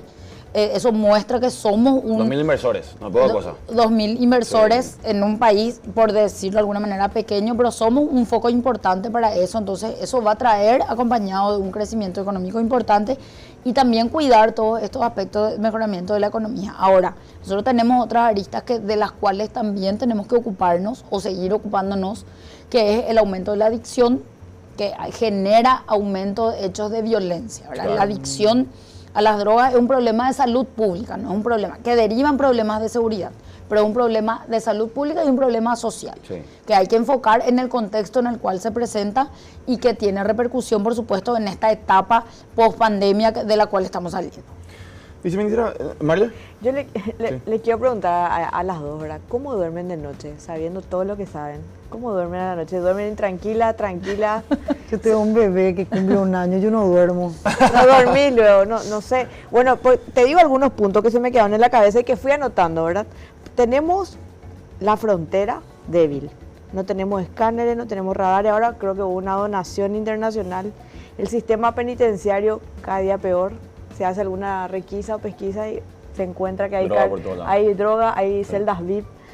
Después tenemos, bueno, los proyectos de ley que dice acá la ministra, ¿verdad? Pero hay una mayoría que el crimen organizado también tiene en las bancas de diputados. Entonces, a ciertos proyectos de ley, no sé lo que vos decís, ministra, si se va a aprobar o no. Tenemos todos estos insumos que necesitamos utilizar, que vienen del extranjero, que no vienen del Ministerio Público, y me parece que la principal pata, que es el Ministerio Público, que es el que debe investigar finalmente, no hace su trabajo. Entonces, todo el esfuerzo que puedan hacer ustedes, con la capacidad que tienen o con la voluntad que puedan tener, me preocupa mucho y me hace pensar, les digo, como joven, ganas de irse. La mayoría de la gente, como decía él, nosotros recibimos muchos mensajes y la gente te dice que quiere irse del país, tiene miedo, no hay oportunidades y todos estos factores, todos estos elementos que sabemos el diagnóstico y no podemos solucionar, ¿verdad? Por eso reitero mi pregunta, por más que suene así, una pregunta sencilla, ¿cómo duermen de noche? Bueno, yo duermo más desde que salió el Ministerio de Justicia. Seguramente dormí más tranquila. Antes no dormía, moría, pero dormía con un ojo abierto. Ahora duermo un poco más profundamente. Pero porque sí, amenazaron tu vida, eso quería llegar. Vos estás amenazada, ministra. Tenés custodia, te cuidás, ¿qué haces? Por eso a eso también va mi pregunta. Bueno, son riesgos, el precio de trabajar en este esquema. No digo que busquemos que sigamos buscando mártires ni héroes, ¿verdad? Porque acá el objetivo no es estar siempre caminando en la cornisa o en la línea gris. Siempre que hay un apoyo institucional, hay dificultades. Tener custodio es un sacrificio personal, eso ustedes tienen que saber, no es agradable, y le entiendo al periodista, ¿verdad? Que está el miedo de que en vez de que te custodien, que te estén vigilando y que estén pasando tu información personal. Pero aparte uno sacrifica su propia intimidad, ¿verdad? Uno se baja al supermercado y hace compra, porque yo me voy a hacer mis compras al supermercado y la persona que te custodia se baja contigo y sabe la marca de cada cosa que vas a comprar en tu casa. O sea, no es algo agradable, pero es un sacrificio que vale la pena. Claro. Yo creo que más allá de creer nosotros que estamos en una situación difícil, estamos en siempre yo digo, una etapa de depuración, ¿verdad? Porque recibimos un embate importante con todo lo que pasó sumado a la pandemia, porque con la pandemia también se reinventaron las formas de cometer delitos, ¿verdad? El crimen organizado también se reinventó, pero muchas de las cosas que nosotros vemos ahora vemos porque se mueven, ¿verdad? O sea, se ve, hay importantes incautaciones, sí. Nosotros batimos récord en cantidad sí. Si comparamos con otro gobierno, batimos récord en cantidad de cocaína incautada, de marihuana incautada. Nosotros hicimos por primera vez en 11 años un procedimiento de frontera en espejo con el Brasil. Sí. Sí. En Paraguay se llamó Operación Basalto, en el Brasil se llamó Operación Ágata, que era un trabajo coordinado en el cual el Programa de Seguridad Fronteriza del Brasil atacaba en esta zona y nosotros atacábamos del otro lado de la frontera en la misma zona. Entonces, el que corre acá se encontraba con nosotros, o el que corría de acá se encontraba con ellos. Claro. En ese contexto, en un solo día, incautamos 190 toneladas de marihuana entre prensada y picada. En un día, en un solo día. Lo cual rompimos un récord que también tiene una afectación social, porque esto es importante entender. Sí. Cuando uno ataca los marihuanales, uno le está dejando a familias enteras sin trabajo. La SENAT está trabajando conjuntamente con el Ministerio de Agricultura para buscar esos cultivos alternativos, para darle trabajo a esa familia que es el eslabón más fino de la cadena que termina siendo golpeada. Ahora, la misma cosa las mujeres que hacen microtráfico, que son las más golpeadas, que son cabeza de familia, están en extrema pobreza y encuentran como una salida económica o son reclutadas por las grandes organizaciones para vender la droga. Ministra, antes de entrar en matemáticas afiladas, dice ministra, porque ese creo que tenemos que analizar profundamente también eso. No tenemos mucho tiempo, tenemos 15 minutos más, pero el viernes el fiscal Pablo Zárate reveló el nombre del supuesto asesino de nuestro ex compañero Humberto Coronel. Hablamos de Mauricio Miguel Recalde Argüello. Nacionalidad paraguaya y tiene 2 antecedentes penales. Uno de ellos ya es por un intento de asesinato. Ella estuvo recluido. Nadie sabe por qué se escapó. ¿Por qué pasan esas cosas en el Paraguay? Porque lo mismo con Vitarano, ¿te acuerdas? El asesino de Vitarano también era una persona que ya había matado. ¿Por qué pasa esas Dalia cosas? López, ¿dónde está? Claro, aquí es importante entender el proceso previo, antecedentes, ¿a qué le llamamos antecedentes? Esta es una eterna pelea que tenemos con la policía. Me dice, ¿son reincidentes? No, son reingresantes, no, es lo mismo. Ingresan por qué hecho y cuál es la culminación de ese proceso, porque nosotros tenemos normas dentro de un Estado de Derecho que no podemos tenerle a un montón de gente y seguimos teniendo 72% de la población penitenciaria sin condena, solamente el 28% está condenado, y el trabajo del tratamiento penitenciario se hace con el condenado, no con el procesado. La ley nos exige a nosotros como Estado trabajar con el que tiene condena, no con el que está privado de su libertad a la espera de una condena. Entonces hay que ver cómo terminó ese proceso, cuál fue la culminación de ese proceso, o si él salió con una medida alternativa antes de que termine el proceso, porque no le podemos tener sine die encerrado sin tener una condena.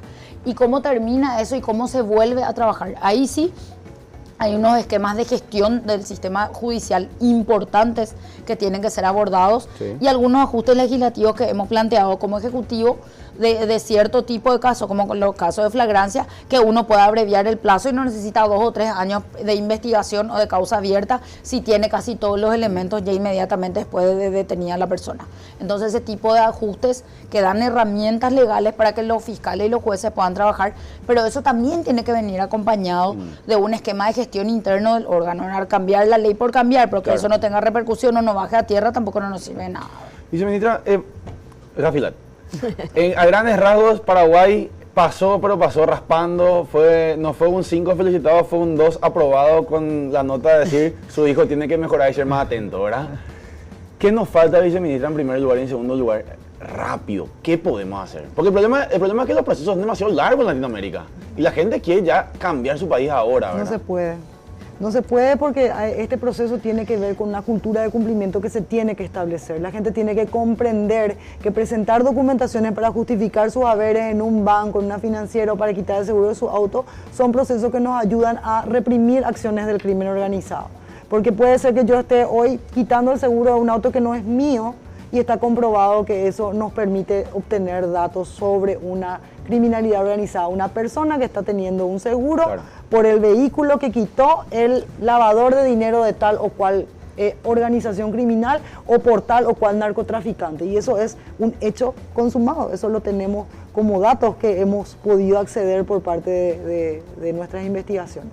Entonces, en ese contexto, nosotros encontramos que sí, pasamos con una nota que en una escala del 1 al 4 podría considerarse inclusive un 2.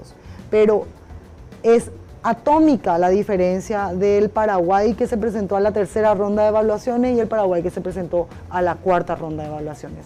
Es histórica el número de valoraciones que logramos nosotros en un corto periodo de tiempo. Nos avisaron que íbamos a ser evaluados en el 2019 y nosotros nos dimos a la carrera de tener el ordenamiento jurídico que tenía 32 no cumplidos de 40 recomendaciones. 32 no cumplidos teníamos al comienzo. Exacto. Mucho.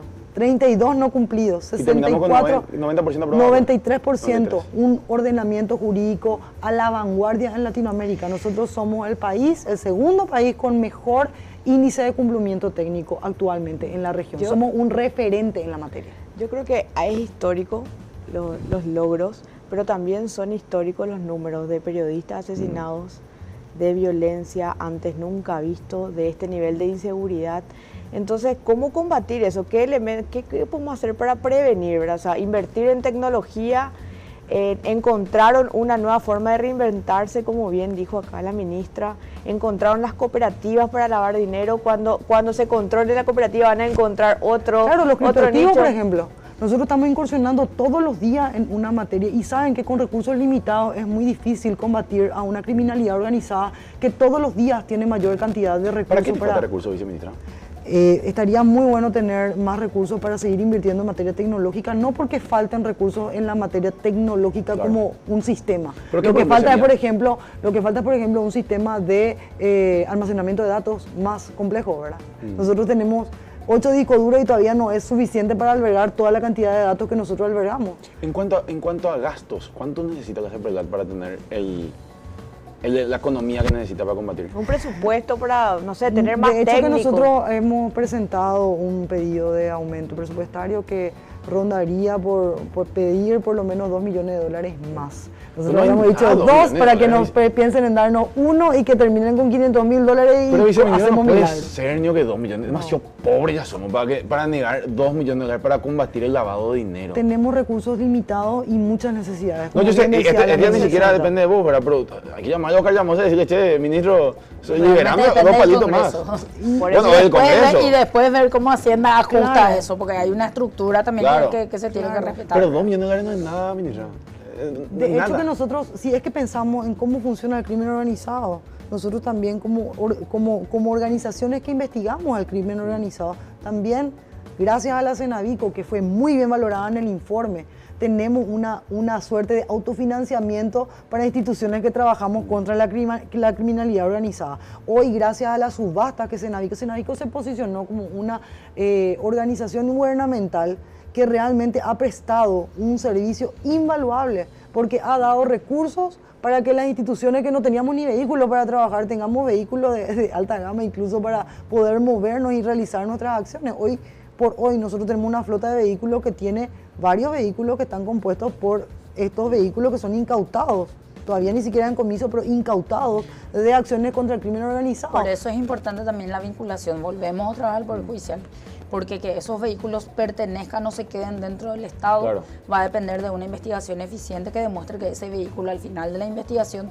sí está vinculado o es un resultante del crimen organizado y que con ese vehículo se lavó dinero para que ese vehículo quede, o el valor del vehículo por lo menos quede ya en el Estado, en CEPRELAP o donde fuere, ¿verdad? Eso también es importante entender, porque la gente cree que porque los vehículos vienen del crimen, claro, organizado, uno tiene que ir a llevar carbón de un lugar a otro. No. Solamente las instituciones que trabajan en la lucha contra el crimen organizado son las que se benefician con las incautaciones y los decomisos. Claro. Porque es importante que la gente entienda, la gente común entienda que nosotros no podemos darle, por ejemplo, a un hospital a menos que se demuestre que eso se está usando para la rehabilitación de adictos, que es un punto, algo importante, la rehabilitación de adictos o la reinserción de las personas privadas de libertad, que es la finalidad propia de la ley de Cenavico, porque el objetivo es que el crimen organizado de alguna manera con las incautaciones y con la reparación se le devuelva a la sociedad el daño que genera en un Estado de Derecho. O sea, el sistema propio hace que se le quite a la criminalidad organizada para debilitarle, por un lado, se ataquen las estructuras financieras, pero que por otro lado también eso vuelva a la ciudadanía a través de estas instituciones que siguen luchando contra el crimen. Me marcan acá la cucaracha, ministra, mira que mi producto demasiado bravo, Celeste la araña. Tenemos dos preguntas, 5 minutos, una pregunta más, vos tuya y después mía, ¿te parece? Bueno. Usted empezó, señor. ¿Querés que yo empiece? Bueno, claro, yo le quiero decir con un criterio objetivo, no nada partidizado, sino que con un criterio objetivo, viendo que hay un mismo signo político que está gobernando hace tanto tiempo. Y decía un escritor, no sé, en la época de la Revolución Francesa, que la justicia sigue el sinuoso camino de la política. Tal vez tenga que irse el Partido Colorado a la llanura un tiempo y tal vez eso beneficie a la democracia y también caiga tal vez una estructura importante del crimen organizado que ahora tiene cooptado también al Partido Colorado, pero también a los otros partidos sin duda, pero mayoritariamente al Partido Colorado, que es lo que objetivamente se puede ver ahora. ¿Por qué? Un vicepresidente y un expresidente de ese signo político. ¿Tendría que irse el Partido Colorado y tal vez mejoremos algo? Yo creo que yo me animo a hacer una apuesta mucho mayor a una cuestión netamente electoralista o netamente de campaña o de estos tiempos. A nosotros en América Latina nos falta tomar el ejemplo que tiene en general Europa y en particular Italia. Cuando le asesinan al juez Falcone, sí, y al juez Borsellino, sí, hace 30 años, que eran los líderes del pool antimafia, sí, el grupo de jueces que logra darle prisión a la Cosa Nostra, a 360 miembros de la Cosa Nostra, hacen el maxi proceso de Palermo, y que son Falcone y Borsellino los que por primera vez estructuran en una sentencia judicial que el crimen organizado tiene una estructura establecida, porque la fuerza de la mafia era hablar como hechos aislados, y ellos dicen no, acá hay una estructura que tiene logística, tiene funciones determinadas por parte pero que actúan en conjunto bajo un mandato estructurado. Y ellos también son los que dicen el popular follow the money, seguir el camino, claro, del dinero y atacar las estructuras financieras, no solamente mandar presos a las personas. Cuando ellos dos son asesinados, la sociedad siciliana se levanta en contra de la mafia. Así es. Ellos reaccionan. Nosotros ya sabemos lo que tiene que hacer el Estado, cuáles son nuestras precariedades, qué más necesitamos, pero a nosotros nos falta que la sociedad se levante. Nosotros estamos siendo infiltrados en la cultura del crimen organizado. Acá la gente no mira dónde viene el dinero. Todos sabemos que es llamativa la conducta de Juan o Pedro, pero recién cuando se va detenido todo el mundo se escandaliza, pero todos sabemos que haces... El problema, ministra, que como decía nuestro colega periodista, imagínate, Humberto dijo, le propusieron tener policía para custodia y dijo, no, mejor no me traigan, porque eso es más peligroso que los bandidos. Claro, pero cuando uno habla, nosotros estamos hablando de una zona roja de frontera, yo te estoy hablando de niveles de otros niveles en los cuales están incursionando. Y doy un ejemplo de la política de transparencia que establecimos con la DNCP desde Presidencia, donde en un plan de integridad de las compras públicas, nosotros preocupados para no sernos infiltrados, y a ultranza demostró que había proveedores del Estado que eran narcotraficantes. Sí. Entonces, cuando hablamos de ese tipo de infiltración, y está en la cultura, en la música, inclusive están contaminando la estética, porque ya existe una narcoestética, el fútbol y en otros ámbitos. Entonces, nosotros como Estado sabemos lo que tenemos que hacer y estamos en una obligación con la gente, pero la sociedad también se tiene que levantar. Mi productora como usted, Marité, ya me dijo acá, 2 minutos más no va a tener ya me dijo. Dice, ministra, mira, yo no puedo más, o sea, yo creo que yo, ni Marlene, ni usted, ¿verdad? Ni la ministra Cecilia ya puede seguir viendo titulares de que los mitaí entran presos por robar gallina por variedad y los grandes manguruyos del narcotráfico de contrabando están libres tomando su vino mientras ven este programa y se ríen de nosotros, ¿verdad? Según el Gafilat, lo principal que tenemos que fortalecer, al menos según lo que yo entendí, insisto, yo no soy abogado ahora, pero lo que entendí es la justicia, por sobre todo. ¿Qué podemos hacer a corto plazo, usted como evaluadora del Gafilat, para...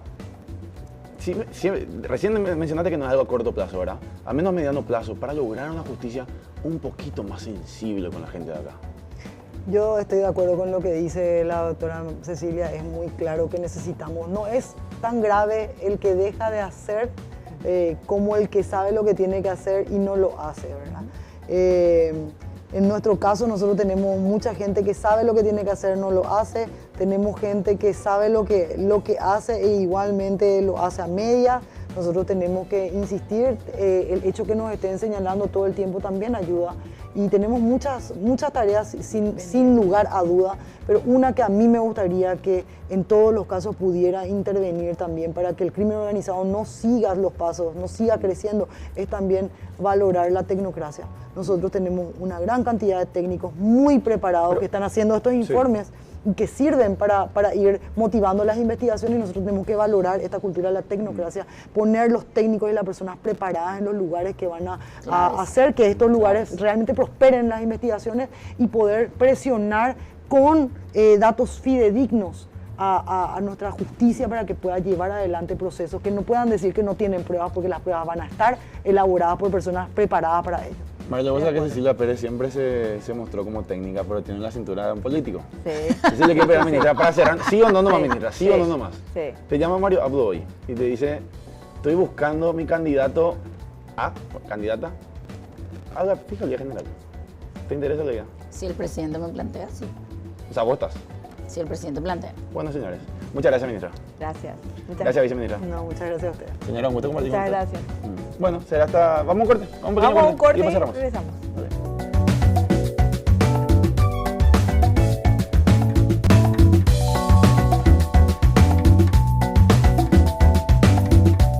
Volvemos con más cartas sobre la mesa acá por el canal 23 de Tigo, la Unión TV. Muchos titulares dejaron tanto la viceministra de la CEPRELAT, Carmen Pereira, y también la ministra asesora del Poder Ejecutivo, Cecilia Pérez, ¿verdad? Tremendo el tema seguridad. Yo no sé qué reflexión tienen. A mí me dejó, por un lado sí, hay yo creo ventajas, o mejor dicho, hay buenos golpes al crimen organizado, pero por sobre todo las cosas muy preocupado. Muy preocupado porque...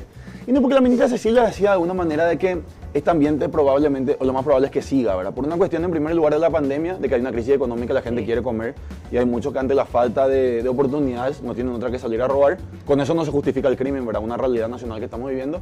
Y por otro lado, porque decía la ministra Cecilia, el problema es que en Paraguay por demasiado tiempo le dejamos crecer al crimen organizado y hoy le estamos incomodando y están enojados, decía. En pocas palabras. A ver, lo mismo dijo el gobierno de Horacio Cartes con el EPP, que dijo que no le iba a marcar la agenda, después sí le marcó y después dijo, no, atacan porque se sienten agredidos. O sea, son excusas. ¿Son excusas? Definitivamente son excusas. Y no solamente excusas, Marley y Francia, son excusas recurso y. Porque a ver, si tuviste el problema años, décadas, y ahora te explotan la cara, hace un mea culpa y decir, bueno, en tanto y en cuanto no se corte la fuente de financiamiento al narcotráfico, esto va a seguir. ¿Por qué? Porque ciertamente vos decís, hay un problema económico, entonces ¿qué pasa?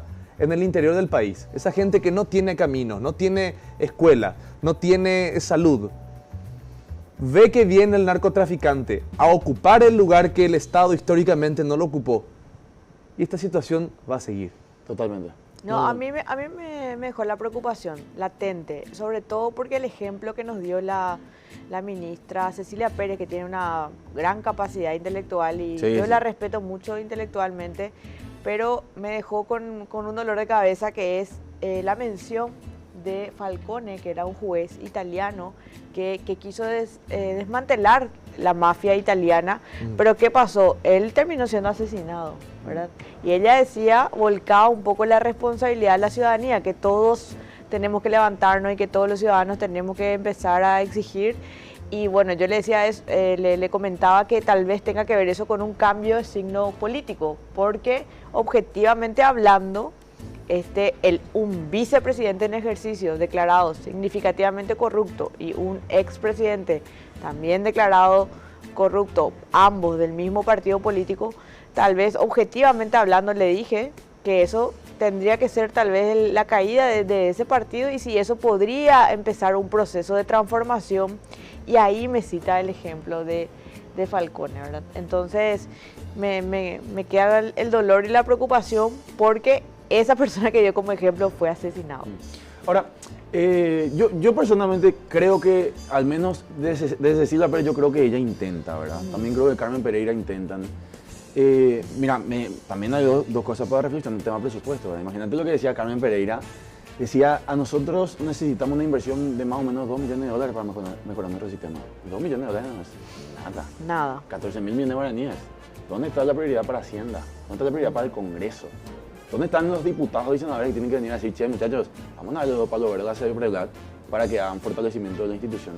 Entonces, insisto, el problema es demasiado complejo porque es profundo y es interinstitucional, ¿entendés? Sí. Nosotros necesitamos una solución integral, desde conseguir mayor presupuesto. Eso quiere decir reactivar tu economía para poder cobrar más impuestos. Entonces ya tenemos un problema económico. En segundo lugar, problema más que estructural, un problema cultural. ¿Entendés? Acá nuestra fuerza policial, lo que decía Marley, Humberto Coronel falleció porque no tenía nadie que le proteja, porque cuando la policía le dijo, queremos protegerte, Humberto Coronel le dijo, espera un poco, prefiero estar más cerca de los bandidos que ustedes, porque ustedes son más peligrosos que los otros. Entonces tenemos un problema económico, un problema estructural y un problema institucional. La gente no cree en sus instituciones. Y también tenemos un problema estructural de la sociedad paraguaya misma, que ya los valores están totalmente trastocados. Sí. Hoy, es como decíamos, como el Estado estuvo siempre ausente, entonces llegan poderes paraestatales a ocupar ese lugar del Estado. Entonces, hoy puede ponerse en tu barrio una mansión, puede llegar ese propietario de la mansión con una camioneta y antes vos le veías andando a pata.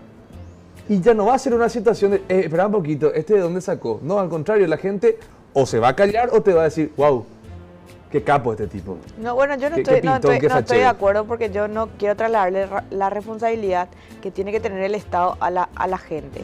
Yo sinceramente te digo que no creo, yo creo que hay mucha gente de bien y decente en nuestro país que trabaja dignamente todos los días, que tal vez tenga miedo de involucrarse o tenga miedo porque bueno, sus prioridades están en el vivir día a día, en que sus hijos estudien y demás, pero no creo que sea la gran mayoría de la ciudadanía. Seguramente hay mucha gente, pero te digo, me quedé preocupada más también porque le mencionamos el hecho de que el otro periodista que está amenazado de Amambay dijo que él se va a ir del país, probablemente si no se siente con las garantías, en poco tiempo se iría del país, y eso es muy triste y muy preocupante. A ver, yo también creo que en este país la mayoría quiere ganar su dinero de manera honesta, sí. que la mayoría es trabajadora. Los paraguayos somos un país. Creo que nos conocen a nivel mundial por ser trabajadores. Por ser trabajadores sí. Y por ser solidarios sobre todo. Mismo, pero es preocupante ya cómo se está normalizando el país ante hoy. Así nomás lo siempre fue. Y no pasa solamente con el crimen organizado, pasa con todo. Pasa con el sistema de transporte, pasa con el sistema de salud, pasa con el sistema educativo.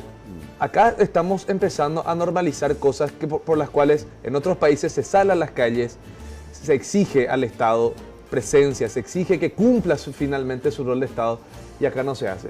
Realmente es preocupante cómo, insisto, el crimen organizado permeó en las instituciones. Sí. Hoy el crimen organizado tiene fiscales, tiene jueces, tiene diputados, tiene senadores, tiene gente metida en los principales aparatos de control. Paraguay es un país que desde el 2019, según datos oficiales, estamos entre los 3 mayores exportadores de cocaína de la región, sin ser productores. ¿Qué te quiere decir eso? Que estamos siendo un centro de distribución de drogas. Y ruta de tránsito. Claro, y aún así, sabiendo que estamos muy mal en cuanto a distribución de cocaína, Paraguay es uno de los pocos países de la región que no tiene radar, por ejemplo. Y bueno, y eso es lo que yo le dije a ella, el diagnóstico le dije a la ministra. Sabemos, tenemos, conocemos, es un secreto a voces, como nos dijeron los mismos periodistas de Amambay. Entonces, ¿qué más podemos hacer? Les he visto a las dos muy capaces, pero también tal vez un poco atadas, ¿verdad? Claro. Que es difícil, yo entiendo, son problemas complejos de resolver, pero se necesita mucha voluntad política. Yo creo que por sobre todo pasa por una cuestión de voluntad política, como se hizo en otros países. Y también es importante, Marla, hablar de esto, porque hay que entrar en el análisis de que, más allá de muchas cosas que nos pasan negativas, en los últimos 10 a 15 años tuvimos un repunte económico de manera importantísima. Sí. El mundo no el reconoce, PIB. Se triplicó el PIB, se combatió el 50% de la pobreza. Desde el 2003, que teníamos el 50% de nuestra población en pobreza, Sí. hoy tenemos el 25%, es decir, el 50% del total que había en el 2005, combatimos y superamos. Esos son Sí. datos exactos que dan esperanza. El mundo nos está mirando como un ejemplo económico. Sí. Esto no vamos a poder mantener si seguimos así. O sea, lo que voy nomás es el Ministerio Público, el Poder Ejecutivo, el Poder Legislativo, el Poder Judicial, tienen que entender que si nosotros seguimos este camino de, en parte, ser aliados del crimen organizado y en parte, tal vez no hay aliados, porque como bien decía, hay gente de bien, hay gente técnica que quiere trabajar por bien, pero si no le capacitamos a la gente, no le dotamos de los recursos económicos, el personal humano, el personal de inteligencia, entre otros, vamos por un mal camino y ese progreso económico que tuvimos se va a caer. Porque nuestro progreso económico se fundamentó en trabajo, ¿cierto? Pero para llegar al denominado grado de inversión necesitamos justicia. Paraguay ya no puede más seguir creciendo si nosotros no agarramos ese grado de inversión. Y según los grandes economistas, que entre ellos grandes economistas, hay candidatos para el Senado, Amílcar Ferreira, Stan Canova, Lea Jiménez, ¿verdad? Con todas las críticas que está llegando. No, los que quieren volver. Sí, Víctor Bogado quiere volver, Víctor que Bogado, fue mitad. echado. Víctor Bogado quiere ser diputado por Asunción. Sí, mitad, ¿eh? volvemos juntos, lista 2, Sí. dice, con Santi y Eliana. Ah, yo diría que Víctor Bogado. Y Dionisio Amarilla también quiere volver. Erico Galeano, que Rico quiere ser senador. Quiere volver. Dios Por eso mío. te digo, nosotros acá tenemos que elegir entre dos modelos de país. El modelo formal, que en parte nos quitó adelante, yo no digo que Paraguay es un país formal, pero sí estamos en un camino a la formalidad. O si queremos casarnos con el crimen organizado y decir, bueno, Pedro Juan, entregamos ya al narcotráfico, Ciudad del Este al contrabando, Asunción a la informalidad, ¿verdad? Si nosotros queremos ese país, señores, no hay mucha esperanza. Y por sobre todas las cosas hay que hablar de manera honesta. El jueves hubo un evento para captar inversores en Paraguay. 2.000 personas, 2.000 inversores extranjeros vinieron. Es un número importantísimo. La gente quiere invertir en Paraguay. Sí. Si nosotros seguimos este camino, va a llegar un momento que no van a querer invertir más. Pero si combatimos esto, no van a ser 2.000, van a ser 20.000, van a ser Claro. 50.000. La gente quiere venir. Y uno no quiere ser pesimista y decir, bueno, el clima de negocios acá en el Paraguay está bueno, los números macros todavía siguen estables a pesar de la pandemia. Hubo ciertamente un retraimiento de nuestra economía, Sí. pero no estamos viviendo el descalabro de la inflación que está viviendo, por ejemplo, Argentina, nuestro vecino más próximo. Pero como bien vos decís, apoyando tu tesis de seguir así, ¿quién va a querer invertir acá? Así mismo. ¿Quién va a tener la seguridad de mañana viene a poner su plata al Paraguay y después en la esquina un sicario le está volando los sesos? Que ojalá no pase, pero estamos camino a eso. Sandy Peña decía, y yo concuerdo en eso, Sandy. Sandy decía, Paraguay no es un país chico, Paraguay es más grande que Alemania y somos pocos, decía. Hablaba de la capacidad de organización que deberíamos tener. Paraguay es un país más grande que Uruguay y tenemos el doble de población de Uruguay y Uruguay tiene el PIB por casi 20.000 millones de dólares más que el nuestro. Casi nos duplica. Creo que 15.000 millones más Sí. o 20.000 millones más. ¿Qué te quiere decir eso? La fuerza de organización que tiene la sociedad. O sea, estamos en un momento a donde Paraguay debería estar convirtiéndose hoy, gracias al resultado macroeconómico, en un centro de distribución, qué sé yo, de Amazon. ¿Entendés? O sea, tenemos que traer las grandes industrias. Pero es imposible decirle, ponele a Bill Gates, che, Bill Gates, trae pues Microsoft a Paraguay, porque somos un centro logístico, estamos en el centro de la región, tenemos impuestos bajos, nuestro costo de vida es bajísimo en comparación con la región. Venid acá a invertir y nosotros encima tenemos facilidad de energía. Pero es imposible pedir a Bill Gates eso si Bill Gates va a ver Paraguay y va a decir, pero espera un poco, hermano, si me voy a ese país, un paraguayito me estafa, nadie me va a hacer No hay justicia. institucionalidad. Ese Y me es el gustó tema. cuando le preguntaste a Santi Peña, porque se muestran la cara linda, la capacidad, la gestión y todo, pero ¿quiénes son los que están detrás?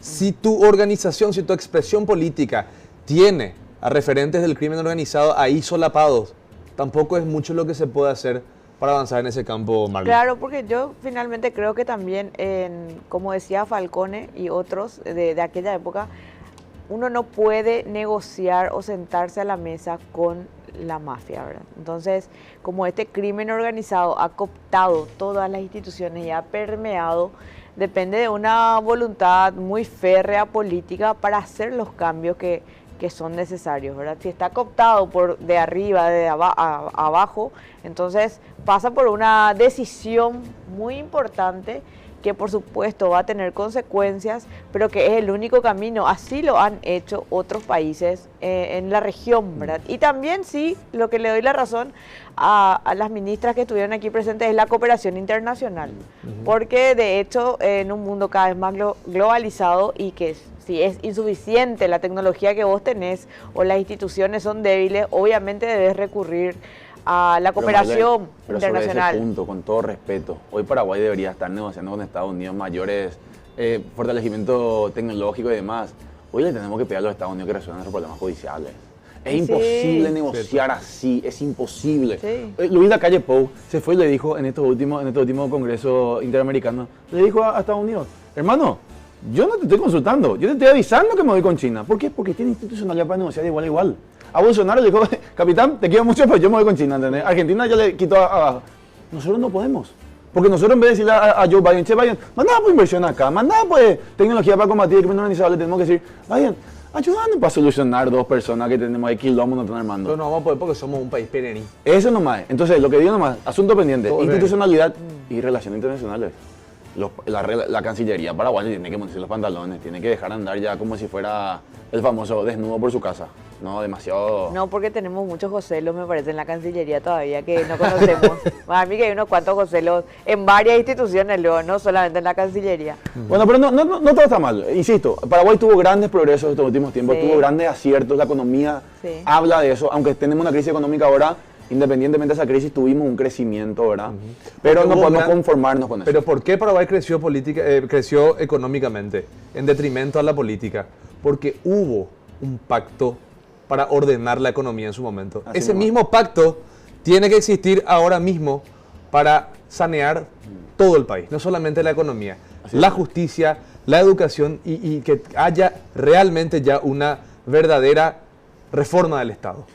Así es, señor. Bueno, un gusto compartirme con ustedes. Igualmente, nos vemos entonces el próximo domingo a las 20:30 aquí por Canal 23 de Tigo TV.